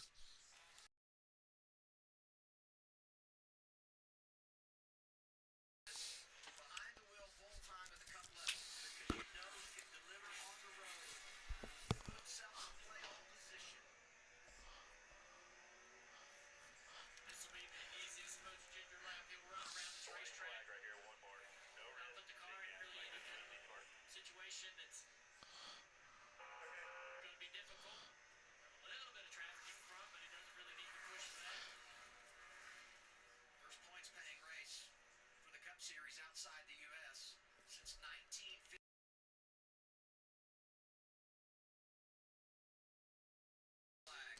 I don't want to see anybody that celebrated Harrison Burton's win at Daytona last summer like we all did bash Vangisbergen for winning this race. You know people are going to complain, the same people that were happy that Burton won. And hell, I was happy Burton won. I thought it was funny. But motherfuckers are going to complain. I know how it is. Here he is into the stage. Take it slow and easy with the lap traffic. Old Shane Van Gishamburger gonna get his 2nd career win by over 17 fucking seconds. He wins at Mexico.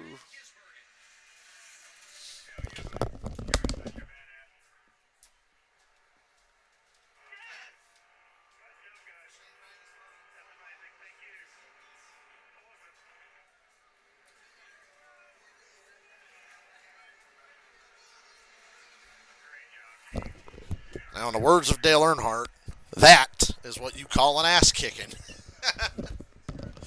That was an ass whooping of likes the which we haven't seen in quite a while.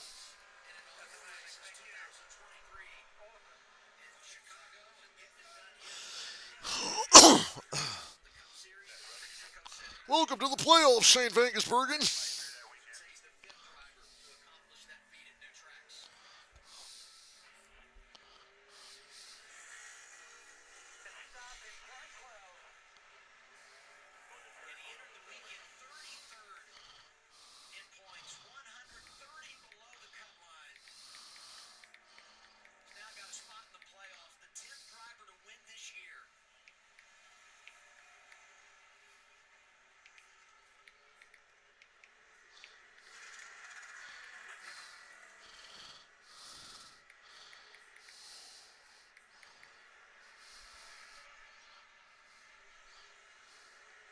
He whooped him. He killed him. Where's Farmer Friend? Yeah, shouldn't be in the playoffs, but good win. I agree. That's fair. I said the same thing about Harrison Burton. Shouldn't be in the playoffs, but good win. Look out, LSVG. Thought Catherine Leahy was going to run into him when he started his burnout.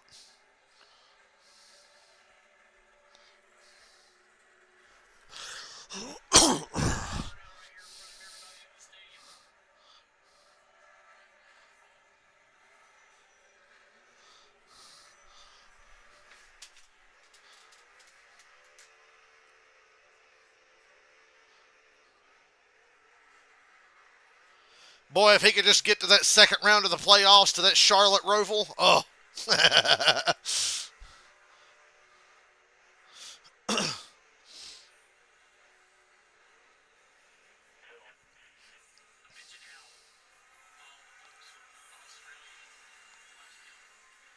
The first comment I see, NASCAR has fallen so hard.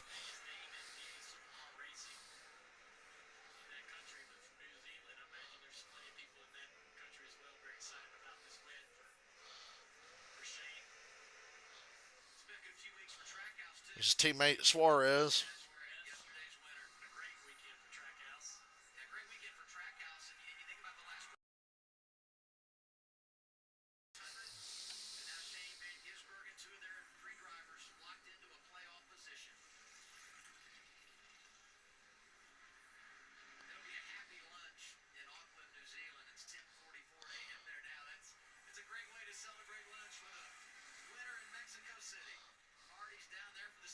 Shane Vangesbergen.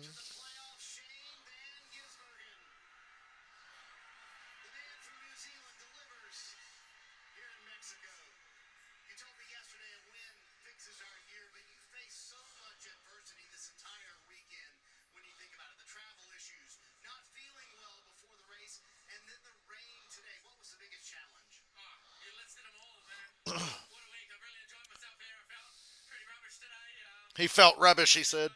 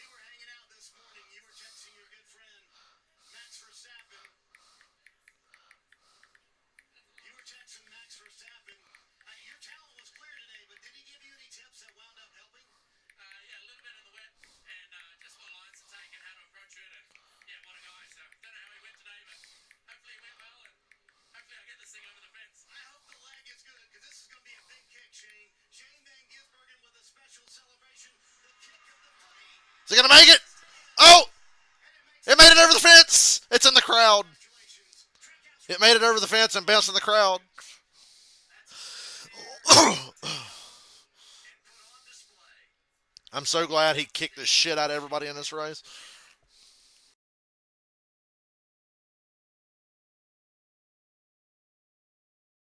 See what happens here post race. Stenhouse is yelling at Hocevar. Ricky upset.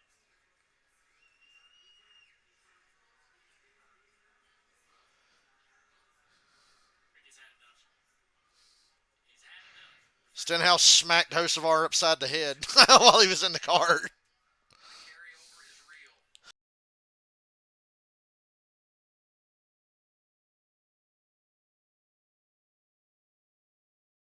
Frustrating ending. I'm not surprised by that. And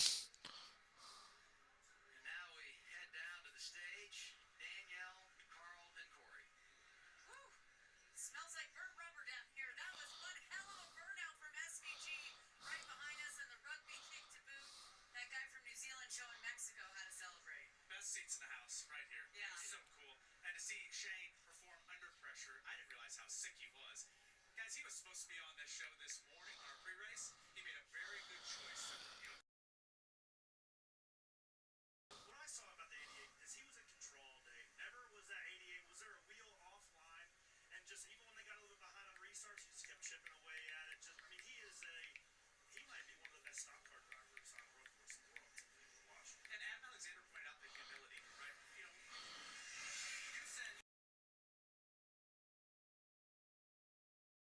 Extra burnout. We're getting the bonus edition, guys. That's a couple decimals. I know that's FDA approved, but I think I'll win. And Catherine Leahy did finish. Yes. I just saw that comment. What a day. All he can do is lose it. He's still calling other people, asking for advice. That is a guy that's ready to grow, and I think we're going to see a guy that grows on the ovals, and this is the starting point for making a great finish. He's already saw a little bit of an uptick in his oval performance, but this today right here hits the reset button on the 88th season. All that learning curve. This is exactly why Justin Mark started this 88 team is for this day right here to get that 88 team in the playoffs. Such a good point. And there are 4 road courses in the next 9 weeks, including this. And I thought, how many are gonna go by that he doesn't win, and that pressure mounts because we know his best shot at the playoffs is to win on a road course. Boom, he comes out in the second one of the year in Mexico City and wins it. And I think that he's the favorite to win. Certified SVG moment. You know, to barely make it here, to be sick. Trevor and I walked up in the hauler. He was asleep on the floor. I didn't realize he was coming down with something. And then just to be able to perform today, you know, the loose wheel, possibly the rain, all the strategy. Look at him hugging his crew. All these guys. It goes back to Trackhouse. Same thing they did the 600. They work hard together. They're a team, and they've shown how to get it done. The logistic issues just to get here. Justin Marks having to find planes at the last minute and bring guys and groups and only a I had fun today. few on that team. I mean, logistically, this was Race, they need to shorten this a little bit next year. I'd say 80 to 90 laps. 100 was a little too long. Trackhouse overall, whether it's Daniel Suarez yesterday. I kind of suspected that coming into today. I talked about that earlier. I was like, damn, this race is 35 laps longer than the fucking Xfinity race. God damn. Like, that's a lot for a road course. So next year, just shorten it just a little bit. 10 or 15 laps shorter and we'll be good. Because it does not just put on behind you and beat the Put that winner sticker on the door. Ellie earned it. We all know the system is fucking broken, so you might as well embrace it. Embrace tradition. Middle of this race, watching them battle the 54 Ty Gibbs, and we really thought it was going to come down to those two. But he is not a one-hit wonder. Managing that battle. Not a one-hit wonder. There was one point where he came to the Anyway, speaking of which, where's Trevor Bain at? and I said, look how much space he's giving that other car. He was making sure that that 88 car made it to the end. That's the mark of a very experienced race car driver. What did you make of the quote late in the race when SVG came on the radio and said, "Stop telling me to slow down"? That's a guy who's won a lot of these races, and he probably, I don't know, you never know what he's really thinking, but he was in a rhythm that was working. He's probably so good at the big picture of how these things work. He just wanted to say, hey, leave me alone. Everything's going well. I know what I'm doing.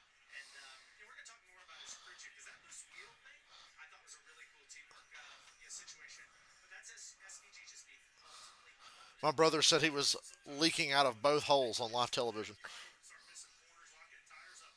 He knew exactly how much tire conservation he had. He knew how to manage the race, and it Must have had a didn't bad matter taco or he fucked up and drank the tap water. stage two. He even had a little bit left in the tank. And a lot of the race fans watching right now probably have driven fast, maybe even raced something. We know what it is to run a car really hard. You pointed it out somewhere in the middle of this race about tire management. And SVG was the one car that I watched go through the stadium. I was trying to tell you, Danielle, but from this main, you could see that car was so glass smooth when he was out front. He was treating those tires like they were his best friends, and he just had to take care of them. And they ended up, they were at the end of the race. We're going to take a photo with the top three cars, SVG, Seabell, and Chase Elliott. Then a podium celebration. We'll have two national anthems, the United States and his home country of New Zealand. A winner in Mexico. It's like All right. Well, since nobody seems to have anything to say today, here on Amazon Prime I'm out of here. coming up right on the 3 hours and 46 minutes in, I say goodbye. Good for SVG.